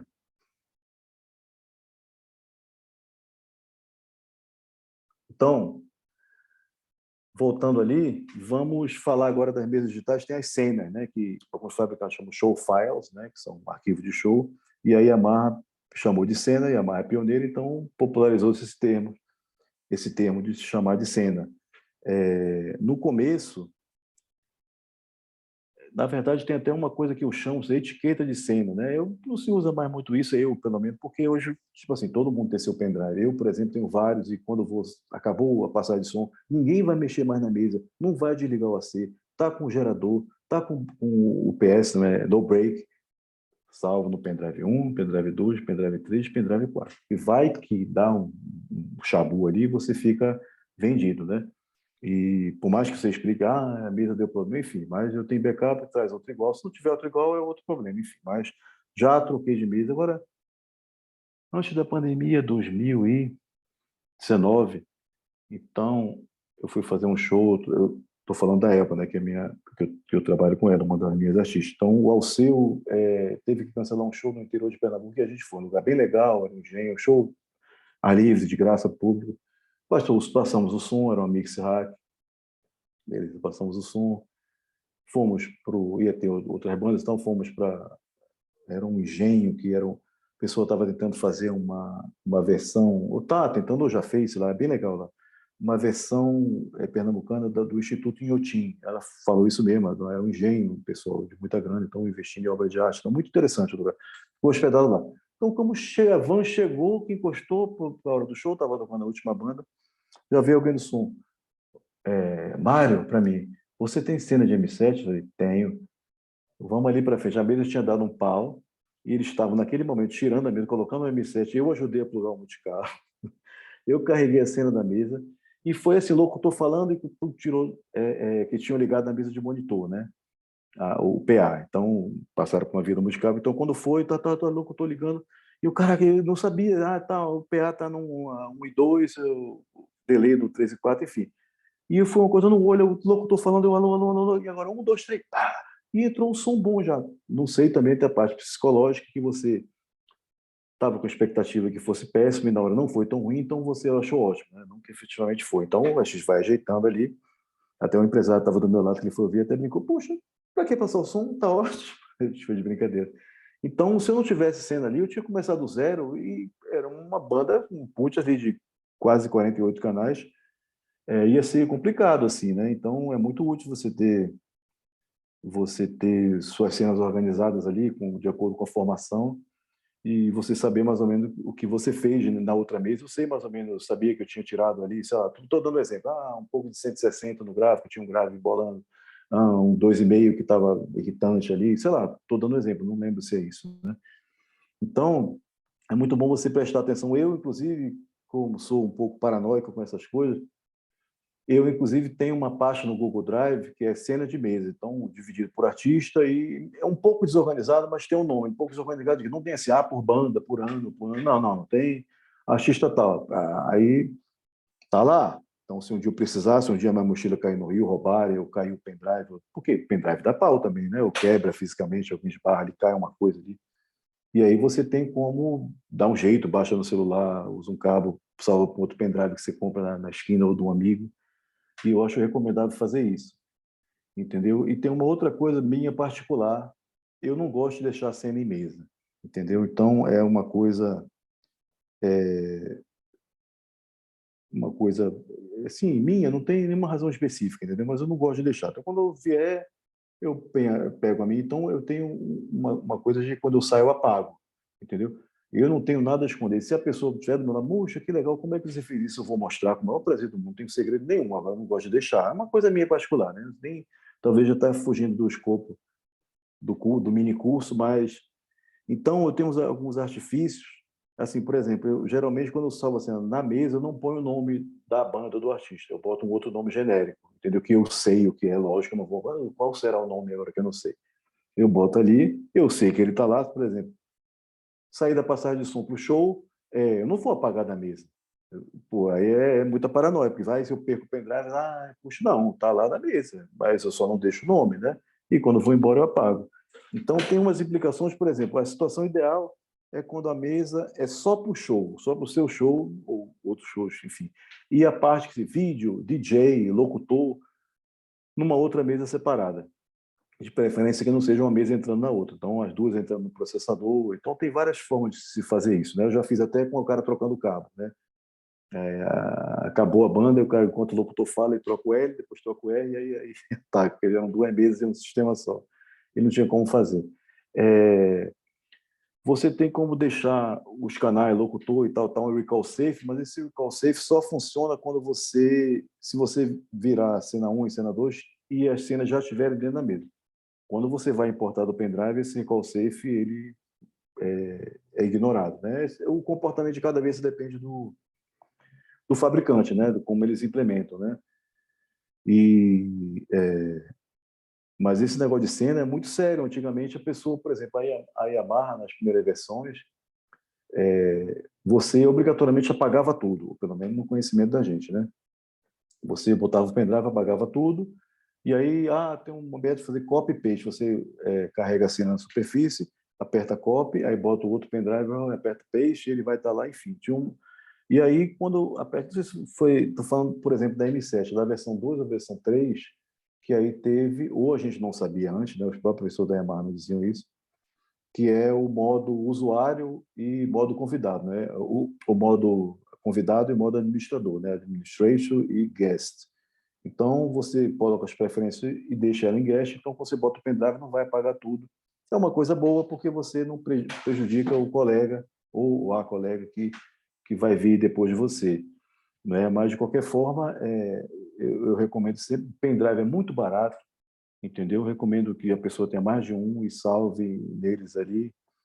e seja uma coisa quase neurótica, assim, porque é ruim você ficar escravo da cena. Eu conheço gente que não tem nem pendrive de propósito. Não, todo dia eu passo o som do zero. Beleza, é bom até você ter uma cena limpa com as equalizações de instrumentos flat e do sistema também, e você começar do zero, que nem fosse um template. Digamos que você faça contrato, se tem ali no Word, ou outro programa de edição de texto, você tem um gabarito, né, um template, assim, senhor, aí você bota o nome, CPF número tal, né, residente, aí você bota, mas o grosso, né, você tem que prestar atenção, né, uma coisa semelhante ali, mas você não começa do zero, entendeu? O nome dos canais, o subgrupo, o VCA, o PAN dos canais, do jeito que você prefere, sua preferência de efeito, você não começa do zero. É interessante ter uma cena básica ali para você fazer, é interessante ter de várias mesas, né? Atualmente você pode fazer em casa, né, com o editor offline, e é isso que é legal das mesas digitais, é isso, é uma coisa... Tem gente que ainda usa processadores externos, né? Você vê fotos de grandes produções e você vê que o cara está usando uma mesa último modelo e um racão ali de periféricos. Tem um cara que eu até sigo, que é um cara assim, respeitadíssimo, muito bom, né? Respeitadíssimo não é à toa, que é o Mark Carolan. Ele é técnico há um tempo já daquela banda Muse, né? E ele, durante anos, até recentemente, ele usava uma XL4 da Maiser, uma mesa absurdamente maravilhosa. Eu já tive a oportunidade de trabalhar algumas vezes. Faz tempo, né, que eu nem vejo uma, enfim. E ele trabalhou durante anos. Então, ele, na última turnê, a gente fala última, mas a mais recente, eu quero dizer, né, que a última parece que acabou e tal. E que ele veio até no Rock in Rio, agora nesse que teve aqui, antes da pandemia, e ele já estava com uma S6L da Avid, né? Ele trocou, finalmente entrou para as mesas digitais e ele falou, segundo ele, por causa dos snapshots, da programação e tal, porque a banda tem uma gama variada de coisas assim, mas ele ainda usa uma quantidade enorme de periféricos, assim, é impressionante ver a foto, inclusive tem coisas dos dois lados, assim, fecha um corredor, assim, o setup dele. Eu acho bonito o pessoal que viaja sem equipamento com mesa e tudo, aí bota um tapetinho, daqueles tipo tapete persa, assim, a cadeira com rodas, cadeira de estúdio boa, e uma iluminação de LED indireta, assim, é muito bacana isso, né? Dá gosto de ver. E, inclusive, ele tem, tipo, em cima da mesa, assim, umas coisas, não sei se é pré-equalizador. Eu respeito, eu acho, e, porra, sei que o som é bom pra caramba, com certeza. O que eu tenho medo, na minha paranoia, é ter mais um troço ali, para, primeiro, de qualquer forma, ter uma conexão física ali, né? Mais um troço para dar defeito, mais um troço para alguém esbarrar. Eu falando da minha realidade, a do cara é diferente também. Alguém esbarrar e um daqueles 400 mil botões analógicos que você não vai ver nunca que alguém esbarrou sem querer ou não, e mexeu ali, alterou. Esse negócio de conexão física, bicho, por exemplo, a pessoa fala as mesas análogas, era maravilhoso na época, né? Porque era da época. Então, e as mesas digitais eram fraquinhas mesmo, né? Então tinha aquele jangadão ali com 400 botões e eu nem sei quantos, mas se você contar muito, né? A mesa com 48 canais, aí faz 24 auxiliares, aí chavezinha pré, pós, on-off de cada auxiliar, volume, pan, auxiliar 1 e auxiliar 2. Equalizador, 4 bandas completamente paramétricas, 4 vezes 3, 12, mais o high pass, low pass com um botãozinho, mais o shelving e o pick nos dois, na alta e na baixa.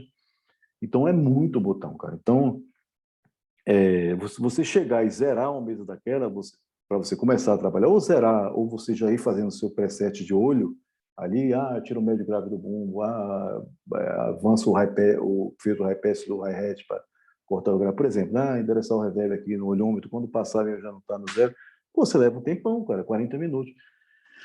E aquelas conexões físicas, não estou dizendo que era ruim, não estou dizendo que era a realidade da época, então eu não romantizo isso, não, entendeu? Além de muita gente para carregar muito espaço, interligado ali, uma trolha de frios ali, né? Ou ligado no multipino, ou canal por canal, ou misto dessas duas coisas. Então, bicho, aquilo ali dava mau contato, aí tinha até um método que entupiu, está entupido, é um modo de dizer assim, né? Por exemplo, o tom 2, não venta. Aí, espera aí você dava mute no canal, ligava o Phantom, mesmo que não fosse o microfone que necessitasse Phantom, aumentava o ganho no máximo, assim, aí você via que o cara mal batia, já estourava ali o vermelho e ficava fixo. Aí você baixava o ganho, mais ou menos, para a posição onde estava, baixava o fade não importava, tirava o mute, aí desentupiu, milagre. Não me pergunte como era isso, mas acontecia muito frequentemente, a gente fazia isso, entendeu? Então, para mim, a questão da mesa digital é uma coisa sem volta, assim, né? Lógico que ainda um ou outro torneio, por exemplo, Andrea Bocelli, aquele cantor italiano, né? Ele é Andrea Bocelli mesmo? Enfim, sempre se via foto dele, ele tocou aqui no Brasil várias vezes, aí a Gabi sonorizava, a Laudes também. Então você via aquelas fotos, 2 XL4, assim, para dar a quantidade de canais, era orquestra e tal e tal. E atualmente eu vi uma foto, hoje ou foi ontem, do Hollywood Bowl, que é aquele lugar, é um lugar de show em Hollywood, né? Na Califórnia, nos Estados Unidos, um lugar belíssimo, ao ar livre, um anfiteatro, assim, uma coisa... vários colegas meus já tiveram chance de operar show, eu nunca nem fui, né? Espero um dia aí. E aí mostrou o André Bocelli duas Digicor SD7. Por quê, bicho? As mesas análogas estão ficando raras, estão ficando caras. Assim, cara que eu digo de manter, né? Porque para vender, de vez em quando alguém até coloca isso como curiosidade. Puxa, olha o preço, que coisa ridícula. O mesa custava $120 mil, o cara pedindo 5 mil agora. E assim, para você cuidar daqueles feios estarem ok, todos aqueles novos, todas as conexões ok, é trabalhoso, dispendioso. Então, eu lembro de uma palestra do Robert Scoville, falando das então Design, que ele ajudou a desenvolver. Ele provavelmente foi o criador do soundcheck virtual, na época ele fazia o Rush, ele usava a mesa Gimbal e usava insertado nos canais para ter o sinal só pós-ganho e depois a volta só pré-ganho, né? Já vai passando tudo. Ele gravava o show numa série de ADATs da época, né? Um gravador multitrack com fita Super VHS, um gravador de 8 canais que você interligava eles, interligava acho que até 8 para fazer 64 canais, se não me engano, não lembro da toda a quantidade. E ele usava isso para fazer o soundcheck virtual. Ele gravava e no dia seguinte ele botava para tocar e otimizava ali, mesa análoga, né? Manualmente ali, a equalização, o compressor gate anotava naquelas fichinhas que tinha a música tal, tal, tal, tal, tal, tal. E aí ele, falando sobre isso, que ele falou que o custo dos multipinos ali, dos conectores, tudo que era tudo, o top que eles usavam, era caríssimo, era tipo o preço dos racks de periférico, o preço também, sei lá, era uma coisa bizarra. E ele disse, bicho, isso também tem que ser levado em conta, não é só o custo da mesa, né? Então, eu mesmo, no meu tempo de análogo lá, eu já vi várias vezes o cara acabou de comprar um aparelho muito bom que vendeu muito aqui, um gate quádruplo e um compressor quádruplo da BSS ou da Clark Technique. Os dois fabricantes tinham modelos assim. Então, tipo, o cara tinha dor de casa, poxa, fantástico. E aí, não fiz os cabos ainda. Eu disse, poxa, bicho, tu comprou, cada um custava $1.200. Acho que o cabo não dava, sei lá, quanto ele ia gastar de cabo ali? Não ia gastar nem 10% disso, né? Enfim, para que tu comprou, então, não vai nem poder usar. Poxa, é muito assunto, né? Esse negócio de mídia digital, para mim, já é notavelmente uma coisa sem volta, assim, e tem ficado muito bom e é muito mais prático, assim, né? Então, o negócio de defeito, eu falei, pane no sistema. Então, tinha uma época que quando a Waves parou de fabricar plugins TDM, né, para Venue, parou de dar suporte, né? E aí tá lá, os que quem tem, usa ainda, é o meu caso mesmo. Mas parou de desenvolver, né? Você não vai achar modelos novos, tem aqueles que tem ali e acabou. E eles lançaram a própria plataforma, né? O Wave Sound Grid, que é compatível com adaptação com qualquer fabricante assim de mesa, ou a maioria deles. E quando eles fizeram isso, eles também tiraram o sistema de proteção contra a pirataria, eles tiraram do iLock, né? Que é um sistema da fabricante chamado Pace. Eu tenho o iLock, que é uma espécie de pendrive estiloso, né? Já está no terceiro modelo, então iLock 1, 2 e 3. E ali você bota a sua licença e tal, e o bicho percebe que não é pirata e autoriza que você abra o plugin, né? Ou o programa, né? Tem programas que usam isso. E aí a Waves lançou o próprio sistema de licenciamento que usava um pendrive normal, né? Então deixou de pagar para Pace. E aí as pessoas piratearam esses plugins da Waves. Então você via às vezes, plugin pirata, todos os plugins da Waves custariam uma fortuna o cara comprar, todos, nem tem tempo de usar tudo aquilo ali, enfim. Mas eu não sei se é teoria da conspiração, mas pô, os israelenses são bons assim de serviço secreto, né? Tem o Mossad, né, que é o serviço das forças especiais deles, assim, são eficientíssimos, talvez que todo mundo tem treinamento militar. Então correu um boato que eles mesmos tinham lançado versões piratas, craqueadas, né, propositalmente nos sites assim de pirataria, para os usuários se achando esperto, baixavam, instalavam várias histórias terríveis de mesa que travou, entendeu? Na hora do show travou, era isso, era plugin pirata da Waves. Alterar a data da mesa, fazer uns armengues assim, e muita gente se deu mal, tanto que eu nem tenho mais visto isso, cara. Ou você tem licenciado, ou você usa o que você tem, ou uso da mesa, e aí disseram, não sei se é verdade, que a própria Waves teria lançado isso como uma técnica de guerra, assim, né? Não sei se é verdade, mas que teve muito problema com isso, negócio de plugin pirata na mesa da Gigi, né? Inclusive ficou uma má fama, travou, mas era isso, você cuidar direitinho, a data certa, negócio tudo atualizado, limpinho e tal, não vai dar problema, né? E, e é isso, mas existe também problemas de hardware, né? Físico, né? Algumas vezes eu peguei mesas, o que acontece? Com o encarecimento do dólar e tal, mesmo antes da pandemia, o mercado já tinha tido algumas dificuldades, então começaram a aparecer faders genéricos, né? E aí eles dão defeito, são mais baratos, mas também dão defeito, né? Uma vez eu estava no show de um projeto que eu trabalho, o Grande Encontro, que é uma banda e 3 artistas que são o Alceu Valença, o Barramar e Geraldo Azevedo. Então, logo o canal da Voz da Elba estava dando... O que acontece? Nesse dia, no início do show, o microfone fugiu, entrou uma interferência, qualquer microfone sem fio fugiu, falhou algumas vezes, trocou, resolveram trocar a frequência, não lembro. E aí uma hora ficou falhando a voz, eu achava que era ainda do microfone, voltou a dar, não, aqui não está dando. Aí eu vi que era o fade, logo o fade da voz, a gente tinha passado o som e não tinha dado isso.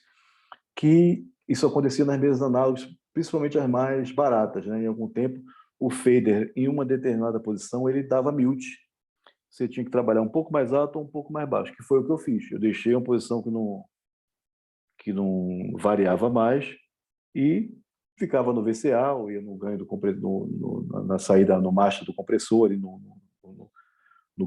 ganho de saída do compressor, se eu precisasse aumentar, mas fui levando ali.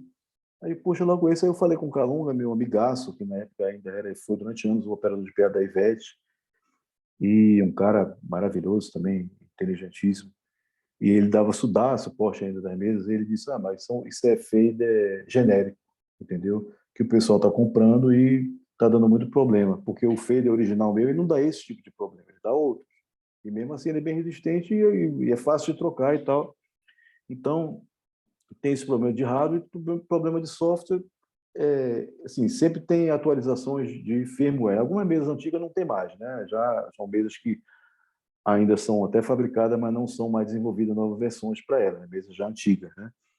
Mas algumas pessoas tiveram problema disso, assim, saiu a versão nova, vamos fazer o update. E aí o update não é muito comum isso, né? De dar problema, mas teve um famoso que deu aí durante o tempo, a empresa pediu desculpa e lançou uma atualização logo em seguida, mas prejudicou algumas pessoas. Então, o negócio de update é muito importante, acrescenta novas funções e novas facilidades, corrige aí, como de computador, de celular, enfim, o firmware, né? De TV, tudo que usa um computador, disfarçado ou não. O do carro talvez tenha, né? Do sistema de ignição, é possível fazer, enfim, imagino, não o usuário, mas é possível mexer nisso também. E aí é recomendável fazer isso com muito cuidado, até porque você pode ter um termo que se usa em videogame, que a pessoa tentava modificar o videogame para rodar programas não autorizados, enfim, e aí transformava o videogame num tijolo. Em tijolo em inglês é brick, né? Então o verbo é to break, se tornar um tijolo, e a gente aportuguesou com brincar. Ih, brincou o negócio.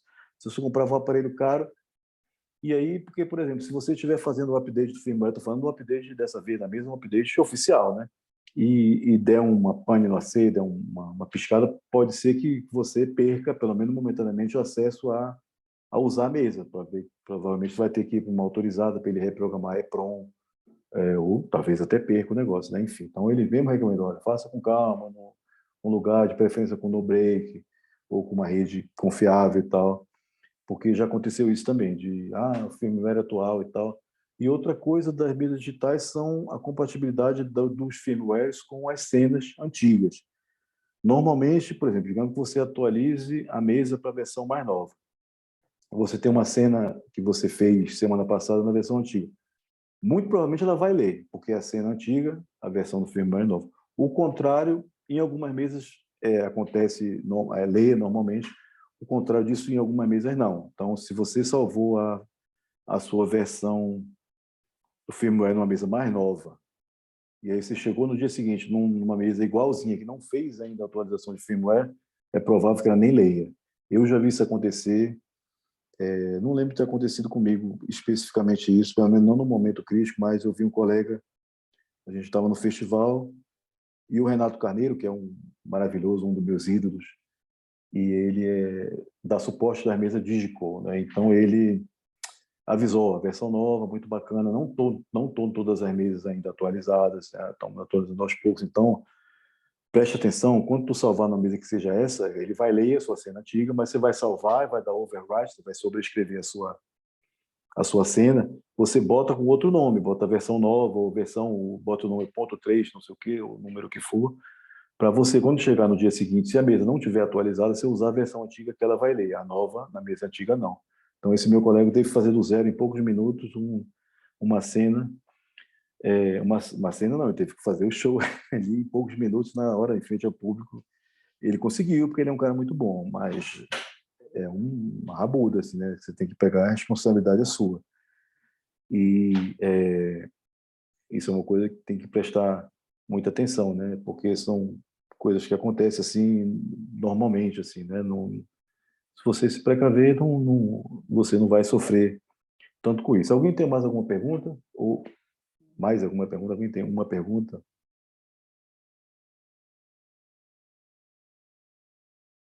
Ah, já saiu uma pessoa aí que não está achando interessante a minha história. Tem oração? Ah, tá cedo, né? Então, já que não tem pergunta, vamos continuar o papo aqui, que é um mini curso, então não tem um mini curso, o nome já não tem um roteiro pré-estabelecido, estou falando sobre tecnologia usados em apresentações ao vivo, então eu estou falando da minha cabeça e espero que façam outras perguntas. Amanhã eu tenho outros temas para falar. Então, vamos voltar àquele tema das mesas digitais. Por exemplo, um amigo meu, eu falei isso ontem rapidamente, um amigo meu comentou, eu concordo com ele, que a maioria das pessoas, inclusive eu, né, em certo grau, usa as mesas digitais como se usavam as mesas análogas. Por exemplo, você carrega a sua senha e está lá e você vai pilotando. Não tem nada de errado nisso, né? Mas o interessante é você poder usar essa tecnologia, por exemplo, usar os snapshots, que são pequenas memórias que você programa, então são pequenas modificações ou grandes modificações. O ideal é fazer isso quem tem a oportunidade, eu mesmo não tive, de ensaiar, por exemplo, uma turnê nova nos Estados Unidos, uma turnê de um artista grande. Existem artistas pequenos também, turnês pequenos também, lógico.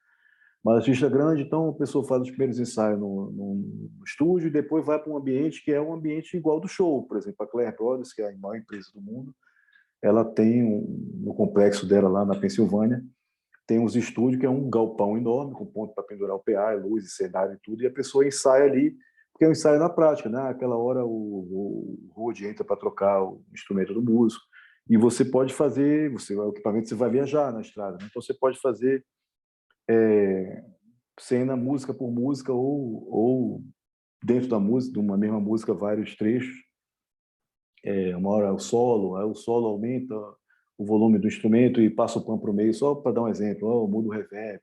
Então a música lenta muda o tempo de reverb da bateria ou da voz também, enfim, várias coisas que podem ser feitas. Então é interessante você poder fazer isso também. Isso é muito utilizado em espetáculos teatrais, não estou falando de show de banda, mas os espetáculos teatrais isso aí é fundamental, porque os espetáculos teatrais, muitas vezes, quando são, sei lá, digamos, 20 artistas, 20 atores e cantores e músicos também se movimentando, e aí os principais têm 2 canais de transmissor, né? O microfone daquele de lapela, DPA, o X9 da Shure, o Countryman, o Sennheiser, enfim, que seja, ou perto da boca, ou no headset, numa armaçãozinha tem um de fábrica, tem gente que tem um pessoal microfonista que são pessoas muito habilidosas, que eles fabricam esses adaptadores, né, com arame cirúrgico, vai lá o cara com kitzinho, é bonito de ver trabalhando, né? bota luva, um arame cirúrgico, um alicate de bico, um alicate de corte, e aí, então ele faz com o arame cirúrgico uma armação daquela, ainda protege com uma mangueirinha de garrote, para não ficar aquele metal frio, né, e para não machucar, dobra a pontinha. Ele fabrica um negócio daquele de acordo com o tamanho da pessoa e prende ali um DPA com micropólio, é muito bonito de ver o trabalho deles. Então, eu estou falando muitos canais, né? Então, os principais tem 2, eu já vi gente com 4, uma foto que circulou nas internas do Jarbas, não lembro o nome dele, é o marido da Cláudia Raia. Então, eles fizeram a peça musical Cantando na Chuva. Então, tem uma foto famosa, ele de costas, um cara musculoso, assim, altão, ele de costas só de, se não me engano, só de sunga, e aí mostrando, ele usava 4 sistemas, né? Então, pelo que aparecia, aí tinha uma cinta atrás dele, assim, X, com 4 transmissores, não lembro que marca que era, e então eram 4 microfones desses. Pelo que eu entendi, são 2 para voz, né, o principal é o backup, e 2 para pegar o sapateado, que era um espetáculo que ele dançava e tal, disse que era muito bom e tal. Então, só esse ator com 4, mas 20 e tantas pessoas, ou com 2, outros com 4. Então, como é que a pessoa vai manualmente fazer aquilo? E é tudo muito rápido no teatro. Então, na cena 1, saem 10 pessoas e entram umas 15. Então, o cara não vai fazer aquilo manualmente. Quem é fulano, ciclano, beltrano. Então, ele faz os snapshots e vai avançando. Tem, inclusive, por exemplo, uma mesa muito usada isso, que é a Digico SD7, que é uma mesa absurdamente fantástica, que tem uma versão que é a versão SD7T, de teatro, né, theater, que ela tem umas funções assim, por exemplo, digamos que você tem 20 e tantas pessoas com cento e não sei quantas cues dessa, né, o snapshots ali. E aí, digamos que nesse dia o cantor, e o cara tem variações ali, porque uma hora o cara canta, uma hora o cara fala, uma hora o cara fala mais baixo, então tudo isso tem ali programado. E aí, digamos que nesse dia o cara adoeceu, que vai fazer o substituto dele, o stand-in, né? Teatro tem isso também, as pessoas que ensaiam para ser substituto em vários papéis ali temporariamente, né? Num dia o cara tem outro compromisso, ou o cara adoeceu, sei lá. E aí o cara programa isso dentro da mesa, dentro daquela cena, só essa cena vai mudar só, em vez de fulano é ciclano, que ele também está na livraria, assim. Então é um negócio muito sofisticado, é muito fascinante esse negócio do teatro também, e é uma coisa que está crescendo muito aqui no Brasil, isso emprega muita gente, né? Então a parte do som é bem sofisticada. Quando eu comecei a trabalhar com áudio, não existia curso, né, para começo de conversa. Aí uma coisa que eu reclamava é que tinha assim, estreia do espetáculo novo, tinha assim, o designer de luz, fulano de tal, o cara ganhava uma grana assim, para fazer o mapa de luz e para fazer a criação da operação de luz. Eu respeito, não estou. Né? Eu sei, pô, Bia, a gente do som, não tem nem o nome no programa.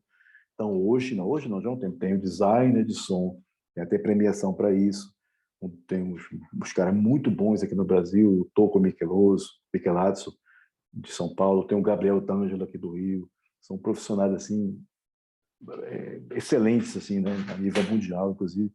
Então eles fazem o design da peça, como vai ser a colocação das caixas, como essa hora vai ter isso, vai ter aquilo, essa hora a voz do fulano está só naquela caixa de lá e por aí vai, né? Uma coisa muito interessante já. Então tem emprego para microfonista, né, que nos Estados Unidos chama A2, que é auxiliar técnico, que bota o microfone nas 20 e tantas pessoas que seja, bota de um por um, bem meticuloso, e bota, prende prende com micropore e tal, tudo bonitinho. É bonito de ver a pessoa trabalhando. Então, tenho coordenação de RF, né, porque para gerenciar esses 60 sistemas aí e fazer com que as frequências não fujam, não interajam entre si, não gerem interferência, não peguem interferência externa. É um trabalho e tanto, né, de coordenação, também é muito interessante esse trabalho, é muito interessante, aconselho acompanhar também. E fora a nossa parte de áudio, né, que é bonito de fazer ali, de você... É complicado de fazer também, porque os microfones são omnidirecionais, porque os microfones direcionais são muito sensíveis ao direcionamento ali. Então, se a pessoa usa um headset, é usado também, principalmente em show sem ser teatro, né? Show com banda e tal. Então, a pessoa usa aquele na frente aqui, da boca, do ladinho assim. Mas em teatro, tem troca de roupa, tem dança, tem não sei o quê. Então, seria muito ruim usar o direcional por conta disso, né? Que sair do eixo, você prejudica o som. Então, a pessoa usa o omnidirecional. Então, vários microfones omnidirecionais. Então, por exemplo, se eu mesmo, na peça que eu trabalho, tem isso também. Então, uma hora que 2 atores ou atrizes, no meu caso, quer que seja, se aproximam, então, assim, o microfone de uma está captando da outra e vice-versa. Então, as duas somadas fica um som estranho, assim. Então, o que você faz? Baixa um. E aí, quando você faz, você levanta de novo. Você pode fazer isso no Snapshot ou manualmente, como eu faço, né? Tem um amigo meu que mora nos Estados Unidos, o Carlinhos Esteves, que ele fez curso, ele é designer também e tal. Ele mora lá, ele é casado com uma americana, e ele me postou umas fotos de um curso que ele fez na Broadway, e aí ele mostrou uma peça lá, e ele me falou como era. Eu até comentei isso ontem, né? Era até mesa análoga, até, né? Pelo menos uma das mesas na parede tinha assim, uma Kodak, né? Que é muito utilizada nesse teatro, que ela tem uma capacidade de saídas de matrix assim, muito grande. Tem algum botão, mas existe Kodak digital também, né? Mas não é tão conhecida, pelo menos no mundo dos shows aqui no Brasil, enfim. Aí ele falou que a solução engenhosa do cara foi o seguinte: todo sistema e subsistema tinha A e B, tinha dois sistemas independentes, então PA. Tinha o PA A e B, tinha o center A e B, os front field todos em A e B, A e B, A e B, A e B, lateral, delay, under balcony, todos, muitos sistemas desses, A e B. Como ele fazia? Ele endereçava isso na mesa análoga, hein? Ele endereçava, quando tinha duas pessoas que interagiam dessa forma que eu falei, próximas um do outro, um deles saía no sistema A e o outro no sistema B. Então, o problema é quando os dois juntos, né? Mas para sair separado não dá nada. Então, ele disse que porra, isso aliviou absurdamente assim, esse problema aí, né? Enfim, eu queria ver e ouvir isso ao vivo, né? Mas não tive chance. Eu, como sempre trabalhei com música, eu fui várias vezes a Nova York e nunca tinha tido, né, oportunidade ou mesmo vontade de ver espetáculo musical da Broadway, né, que são tão famosos e tem tantos, né? E aí a vez que eu fui nos Estados Unidos, mais recente foi 2019, como eu venho trabalhando com teatro também, então eu corri para ver um espetáculo lá que foi que eu consegui ver na época que tinha, que esses mais famosos estão todos vendidos há muito tempo, tem 6 meses de antecedência, assim, Fantasma da Ópera, essas coisas assim. Então eu fui no chamado Pretty Woman, né, que foi muito bom. Até hoje eu sigo essa atriz, a atriz principal. Hoje ela está fazendo a Elsa em Frozen, né, em Londres, né? E a Samantha Barks. A gente ficou fascinado, eu e o Alexandre, empresário dela. Pô, e a gente pegou, foi caro o ingresso, né? Na época, na hora assim. A gente ficou tipo na terceira fila, sem ninguém na frente. Então, tipo assim, a gente via assim a saliva dos caras, só sentia o vento assim dos caras cantando bem para a banda. Puxa, foi muito bom. O cara utilizava eu não lembro se era PM5 ou PM10 da Yamaha, não tinha PM3 ainda. A série nova da Top, né, da Yamaha, né?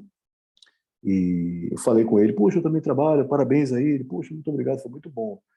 Então, recomendo, e pessoa também que se interessa, assim, é um campo muito fascinante, assim, né? E muitos de nós, inclusive eu, tem feito, assim, múltiplas funções, né? De ao vivo, né? Eu realmente sou uma pessoa de ao vivo, não tenho pouca experiência de estúdio, tenho conhecimento, já fui sócio de estúdio, já trabalhei em estúdio, mas eu gosto mesmo e nem tenho tempo de me dedicar a outra coisa que não seja só ao vivo, né? Tanto de música quanto de teatro. E para isso aí, bicho, é muito bom, é muito interessante tudo, um mundo muito... Não foi um mundo novo para mim quando eu comecei, né? Eu pesquisei várias fontes, assim, porque eu já tinha experiência na parte de show, mas de teatro não. Então, precisei aprender muitas coisas que eu não sabia, nessa parte de microfone. Como a peça que eu viajo é pequena, não tem microfonista, então eu mesmo cuido dos microfones, então aprendi a limpar. É impressionante ver o vídeo da DPA que o cara usa água, tem que ser água destilada, água desmineralizada. Isso você acha em loja de peças de carro. Então você tira a capinha do microfone e bota, faz assim na água, como se estivesse mexendo num drink. Tem que estar desligado o microfone, óbvio, e também você só vai usar ele no dia seguinte ou 2 dias depois, você balança ele para tirar o excesso, deixa secar, e é uma beleza. Não está parecendo dar defeito, interferência, poeirinha, pingo de suor, e poeira de maquiagem, você limpa aquilo e fica novo. Ou mesmo jato de ar comprimido, né? Aí tem que ser usado com muito cuidado. Até o Fernando Forte da Shure, que ele tem uma experiência enorme de microfonista, de designer, hoje trabalha na Shure do Brasil. Um cara absurdamente inteligente. Fiz a Convite da Laudes em 2002, olha o tempo que faz, o curso de operador de SIM2. Aprendi muita coisa com o Maurício Ramírez, o Magu, um cara da BS Sound, assim, um gênio. E o Fernando Forte já tinha feito, já tinha passado, eu passei na prova, tenho um certificado, enfim. Ele, inclusive, tinha no site, não achei mais isso, no site da MySound tinha um artigo do Fernando Forte escrito sobre o SIM, que tinha sido publicado aqui na Música e Tecnologia, na Backstage, e tinha sido reprintado, traduzido lá no site dele. Eu falei, puxa, tu não é fraco não, hein? Então, ele me contou uma história que eu achei tenebrosa, de um cara que, eu não sei o nome, ele não me falou, eu também, assim, foi uma coisa terrível que poderia talvez ter acontecido comigo, que eu vivi situações assim, de ter que fazer um negócio ainda sem ter o conhecimento, né? Então, disseram, limpa os microfones aí com ar comprimido. Então, tem um spray de ar comprimido que é só ar comprimido, não tem produto nenhum, é só o ar, né? É o vento enlatado, né? Como já falaram aí, né? Alguns políticos do passado. Então, tem uma técnica para fazer isso, né? De preferência de trás para frente e só a dust cap, né? Só a capinha, não o microfone em si, que é muito sensível. É uma cápsula de condensador ali, de eletrito, e o diafragma, a largura é alguns microns, né? Um negócio muito sensível mesmo. E aí diz que a pessoa, sem saber que a técnica certa que eu também um dia já não soube, né? Então eu me tive dó do cara, me identifiquei, diz que a pessoa limpou de perto, assim, com a comprimido, e não utilizou uma quantidade substancial assim, de microfones caríssimo, né? Um DPA desse custa em torno de $700 lá nos Estados Unidos, né? Aqui chega mais caro por causa primeiro que o dólar está alto, né? De qualquer forma, mas os custos de importação, as taxas, esse tipo de coisa. Então foi um prejuízo grande, uma pena, então que o desconhecimento pode trazer, né? E eu me identifico assim porque é uma coisa que, sei lá, se poderia ter acontecido comigo, porque eu mesmo fui incumbido de uma função e fui buscando conhecimento, mas eu levei um tempo até aprender, então não queria estar na pele desse cara não, né, desse colega. Então, essa parte de teatro é muito interessante, cara, e como eu tinha falado ontem, como são microfones omnidirecionais, não tem monitor de chão, não tem aquele alô, alô, teste, aquele monitor, não tem isso. Os cantores, atores, atrizes, e cantores e cantoras, eles ouvem do PA, ouvem lá de longe, ouvem a reflexão da sala, eles estão acostumados a fazer isso e as minhas atrizes mesmo, a Alessandra Maestrini e a Mina Rubim, elas inclusive percebem, eu estou achando meio metálico, assim. Aí eu falei, posso ir aí ouvir? Pode. Aí eu baixo ali para não dar microfonia no front field. Não, tá bom sim, tá bom sim. Ou não, vou tirar um pouquinho aqui. Porque você não pode usar monitor, senão vai estragar o som. Não é nem só questão de dar microfonia, é de os microfones de testa, esses assim, de captar ambiência e ficar um som difuso, assim, não um som indefinido, assim. Então, isso não é nada bom. Então, na verdade, o monitor só vai trilha, ou se tiver uma banda tocando, vai uma parte da banda. Se tiver trilha pré-gravada, é o que vai ali para a pessoa ouvir, mas voz mesmo é só do PA. Entendeu? É uma outra linguagem ali, muito interessante.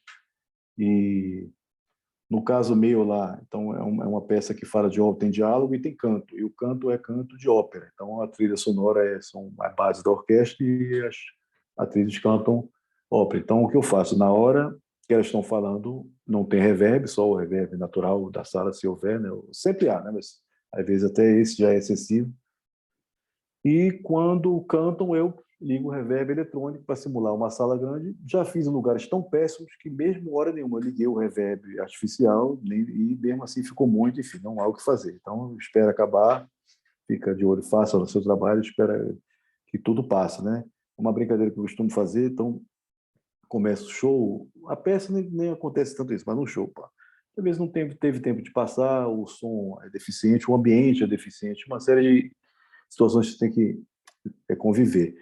E aí eu brinco com um rapaz que tiver o rapaz, nem sempre é um rapaz, né? Pode ser uma mulher também, né? Que ainda são minoria, mas estão, felizmente, tá diminuindo essa diferença de quantidade, né? E eu sempre faço a brincadeira e falo pro cara, olha, bicho, tá ruim, uma hora vai ficar bom. Pode ser no final da primeira música, né? Você vai ajeitando ali, pode ser no final mais para frente, no final da segunda música, ou pode ser uma hora vai ficar bom, nem que seja quando acabar. Acabou, bom, agora tá bom. Geralmente o resultado é bom, isso não passa de uma piada, mas é isso, cara. Então, tudo passa, inclusive momentos bons também, mas ruins também. Então, paciência. O negócio não estiver favorável, tem que fazer esse trabalho, as pessoas ouvirem, inteligibilidade, agradável. E eu levo sempre, para mim, o principal é a música, cara. No caso, eu gosto muito de música, então, para mim, a parte mais interessante, por exemplo, mesmo que não seja, eu nunca trabalhei com um artista que eu não, felizmente, eu nunca fui preciso, né? No seu dia de amanhã, nunca trabalhei com um estilo musical que eu não gostasse. E até eu assisti uma vez a palestra é o técnico do Fábio Júnior, um cara muito bom, é muito legal também.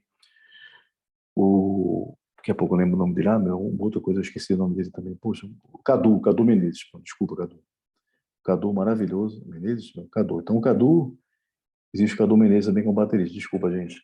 Então, o Cadu, numa palestra, ele falou, gente, eu uma vez trabalhei com um estilo musical que não é o estilo que eu mais gosto, que eu ouço no meu telefone, no meu Deezer, aquele outro mais famoso que diz Spotify, não é o que eu uso no carro, mas eu estava trabalhando. Então, eu comecei a gostar e eu me identifiquei com isso, né? Eu nunca trabalhei com algo que eu não gostasse mesmo, mas sempre os trabalhos eu acabo gostando e eu acabo aprendendo as músicas, acabo aprendendo o texto da peça e acabo memorizando isso, porque eu gosto do meu trabalho, eu curto aquilo ali, né? Aliás, uma crítica que eu tenho a algumas pessoas que eu já vi, uma delas até faleceu, em trabalhos que eu estava fazendo, especificamente que eram gravação de DVD, ainda existia esse negócio de DVD, né? Tô brincando.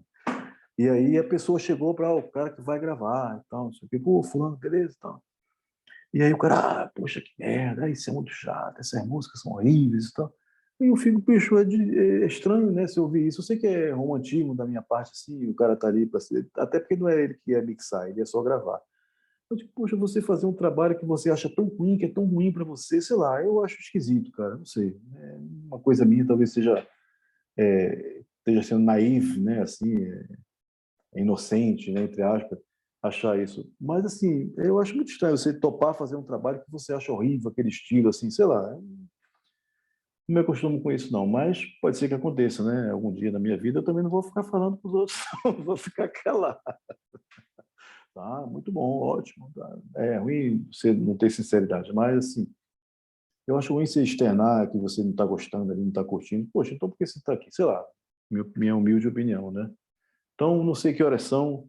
Alguém tem mais alguma pergunta? A pergunta daquele vídeo foi tão interessante, gerou a de ontem também. Ontem tinham dois Rafaéis, né? Você explode o Rafael Rafaéis. E um deles fez uma pergunta sobre uma mesa QSC que ele estava usando no lugar que ele trabalhava, que ele não estava conseguindo ganho. Eu recomendei reavaliar a estrutura de ganho. Ele falou, tem um ganho análogo ali, que é um knob físico, e o ganho digital, que tem ali na tela que você vai lá. Aí eu lembrei de uma utilidade muito boa nisso. Eu tinha falado para ele a utilidade seria quando você compartilha ganho o mesmo stage com duas mesas, uma controla o ganho análogo e outra fica só com ganho digital, né? Então tem inclusive uma compensação automática. Se o cara da mesa master aumenta o ganho, o seu baixa e você, em tese, nem percebe que aconteceu isso, porque tem a compensação. E eu lembrei de uma outra utilidade dessa herramienta, por exemplo, tem a PM5D RH, que que salva os ganhos, né? Ao contrário do pensamento popular, você não está vendo o botão físico de ganho, mas tem um ganho análogo, sim.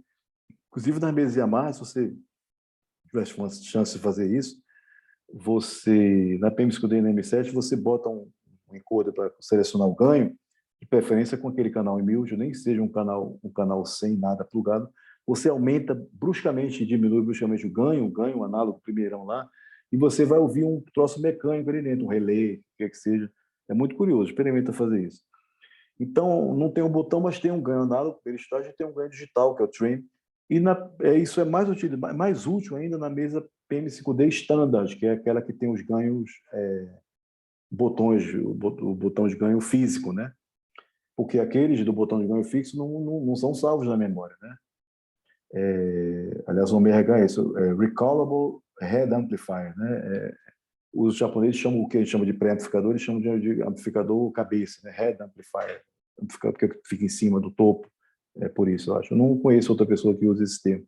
Os japoneses é Yamaha, assim, e todo respeito a eles, que são muita tradição, muito conhecimento, muito sucesso nisso, né?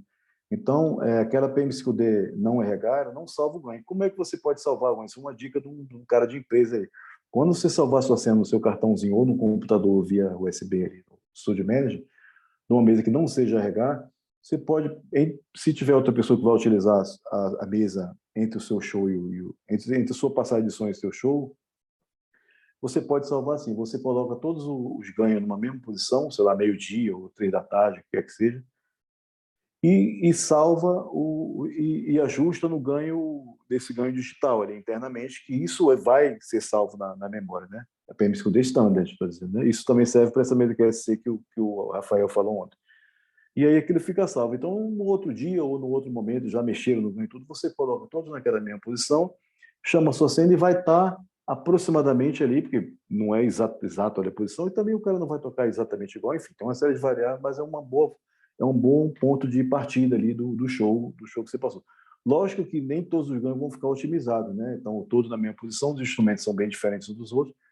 Se um estiver estourando, você baixa um pouquinho, se estiver muito baixo, você aumenta, mas sim, pelo menos você não começa do zero, né? Assim, no meio de um festival, eu sempre penso essa situação assim, pouco tempo de passagem e pouco tempo de mudança de palco, né? De changeovers, é 1, 2, 3, pá, e você tem que fazer o negócio soar bem, não adianta dar desculpa, não tive tempo, você pode dar a desculpa que você quiser, e aí, algumas, inclusive, são desculpa válida, justa, tal. Você teve um problema, você explica, mas você não deve usar isso, na minha opinião, usar como desculpa para você não se esforçar ao máximo e fazer o negócio acontecer da melhor forma possível. Milagre não é com você, né? Com o setor celestial, sei lá, enfim, né? Mas milagre você não faz, mas você faz o máximo ali do seu alcance, com o máximo de esforço, e será recompensado de uma forma ou de outra.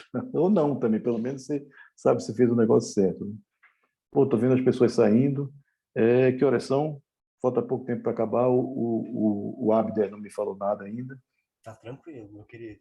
A gente tá É? falta 4 minutos, mas tá super. É até difícil de interromper, assim. Poxa, não, mas interrompa, por favor. Alguém tem alguma pergunta interessante assim? Ou mesmo que não sei, qualquer pergunta. Não existe.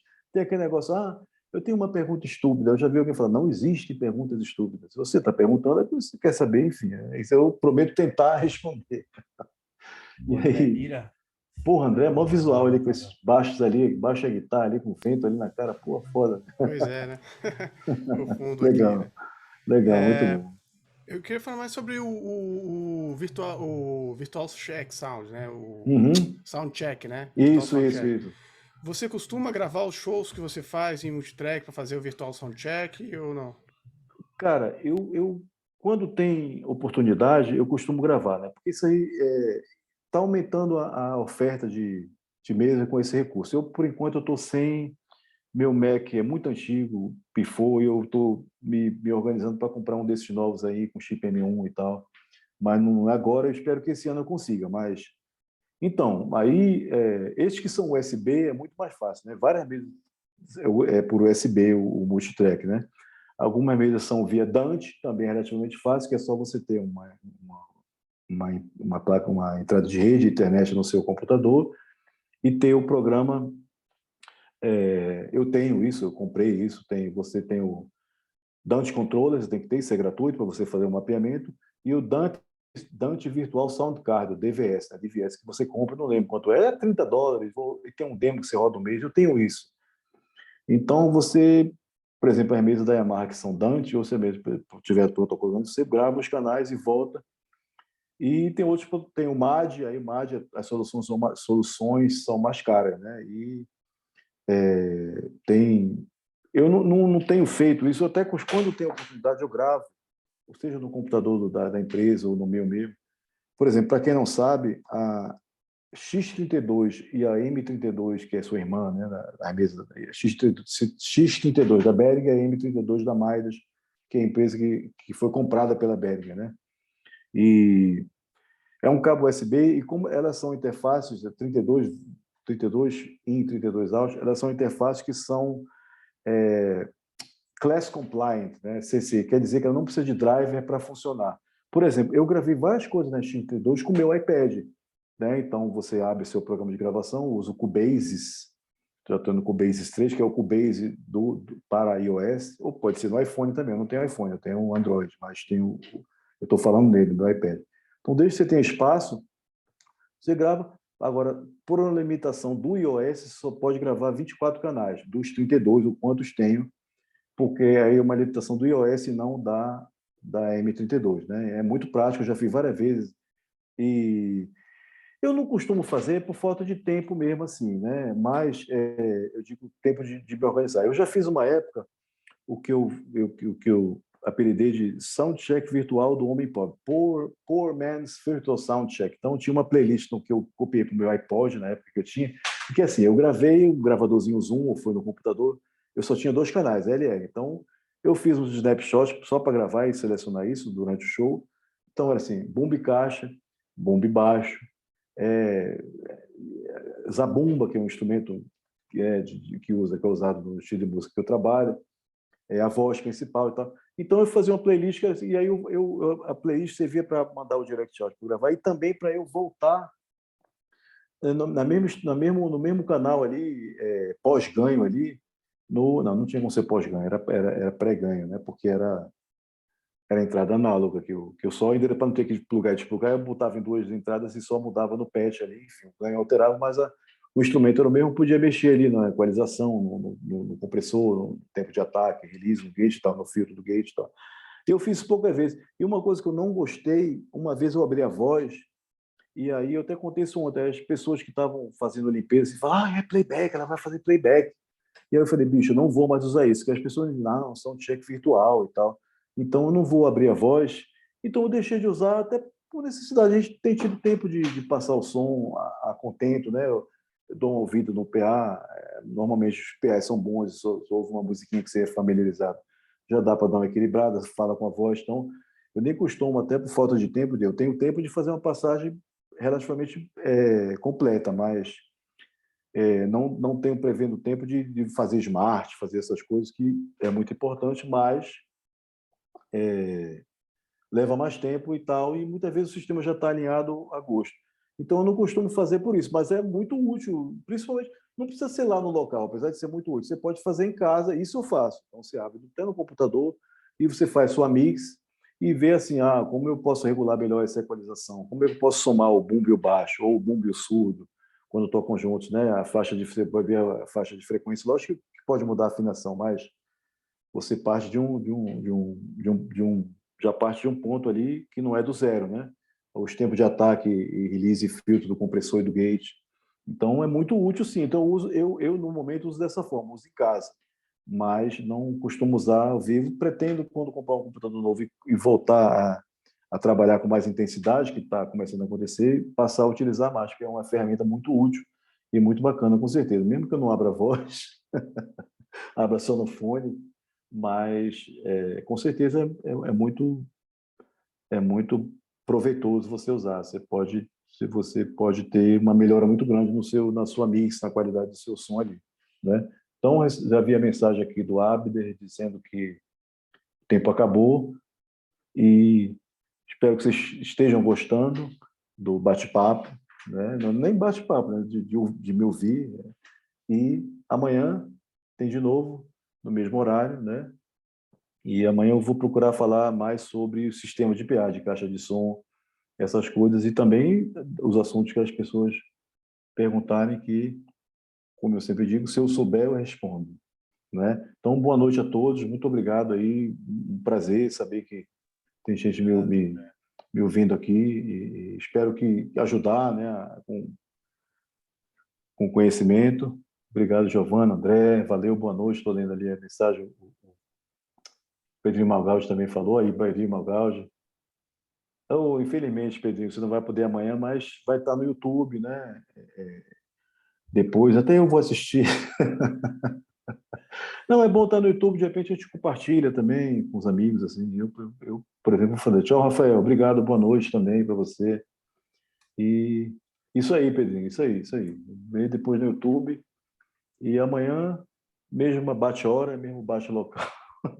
Bate-local. Eu, por exemplo, vou estar no mesmo local fisicamente também, mas para quem não tiver, essa vantagem da internet, né? Então, beleza, Não, Abder. assim, fantástico, uma bagagem Obrigado. assim riquíssima que você tem, vem trazendo para enriquecer, né, esse conteúdo que a gente está produzindo aqui no Abfaz. Muito grato, meu amigo. Eu que agradeço também o convite e amanhã estamos aí de novo.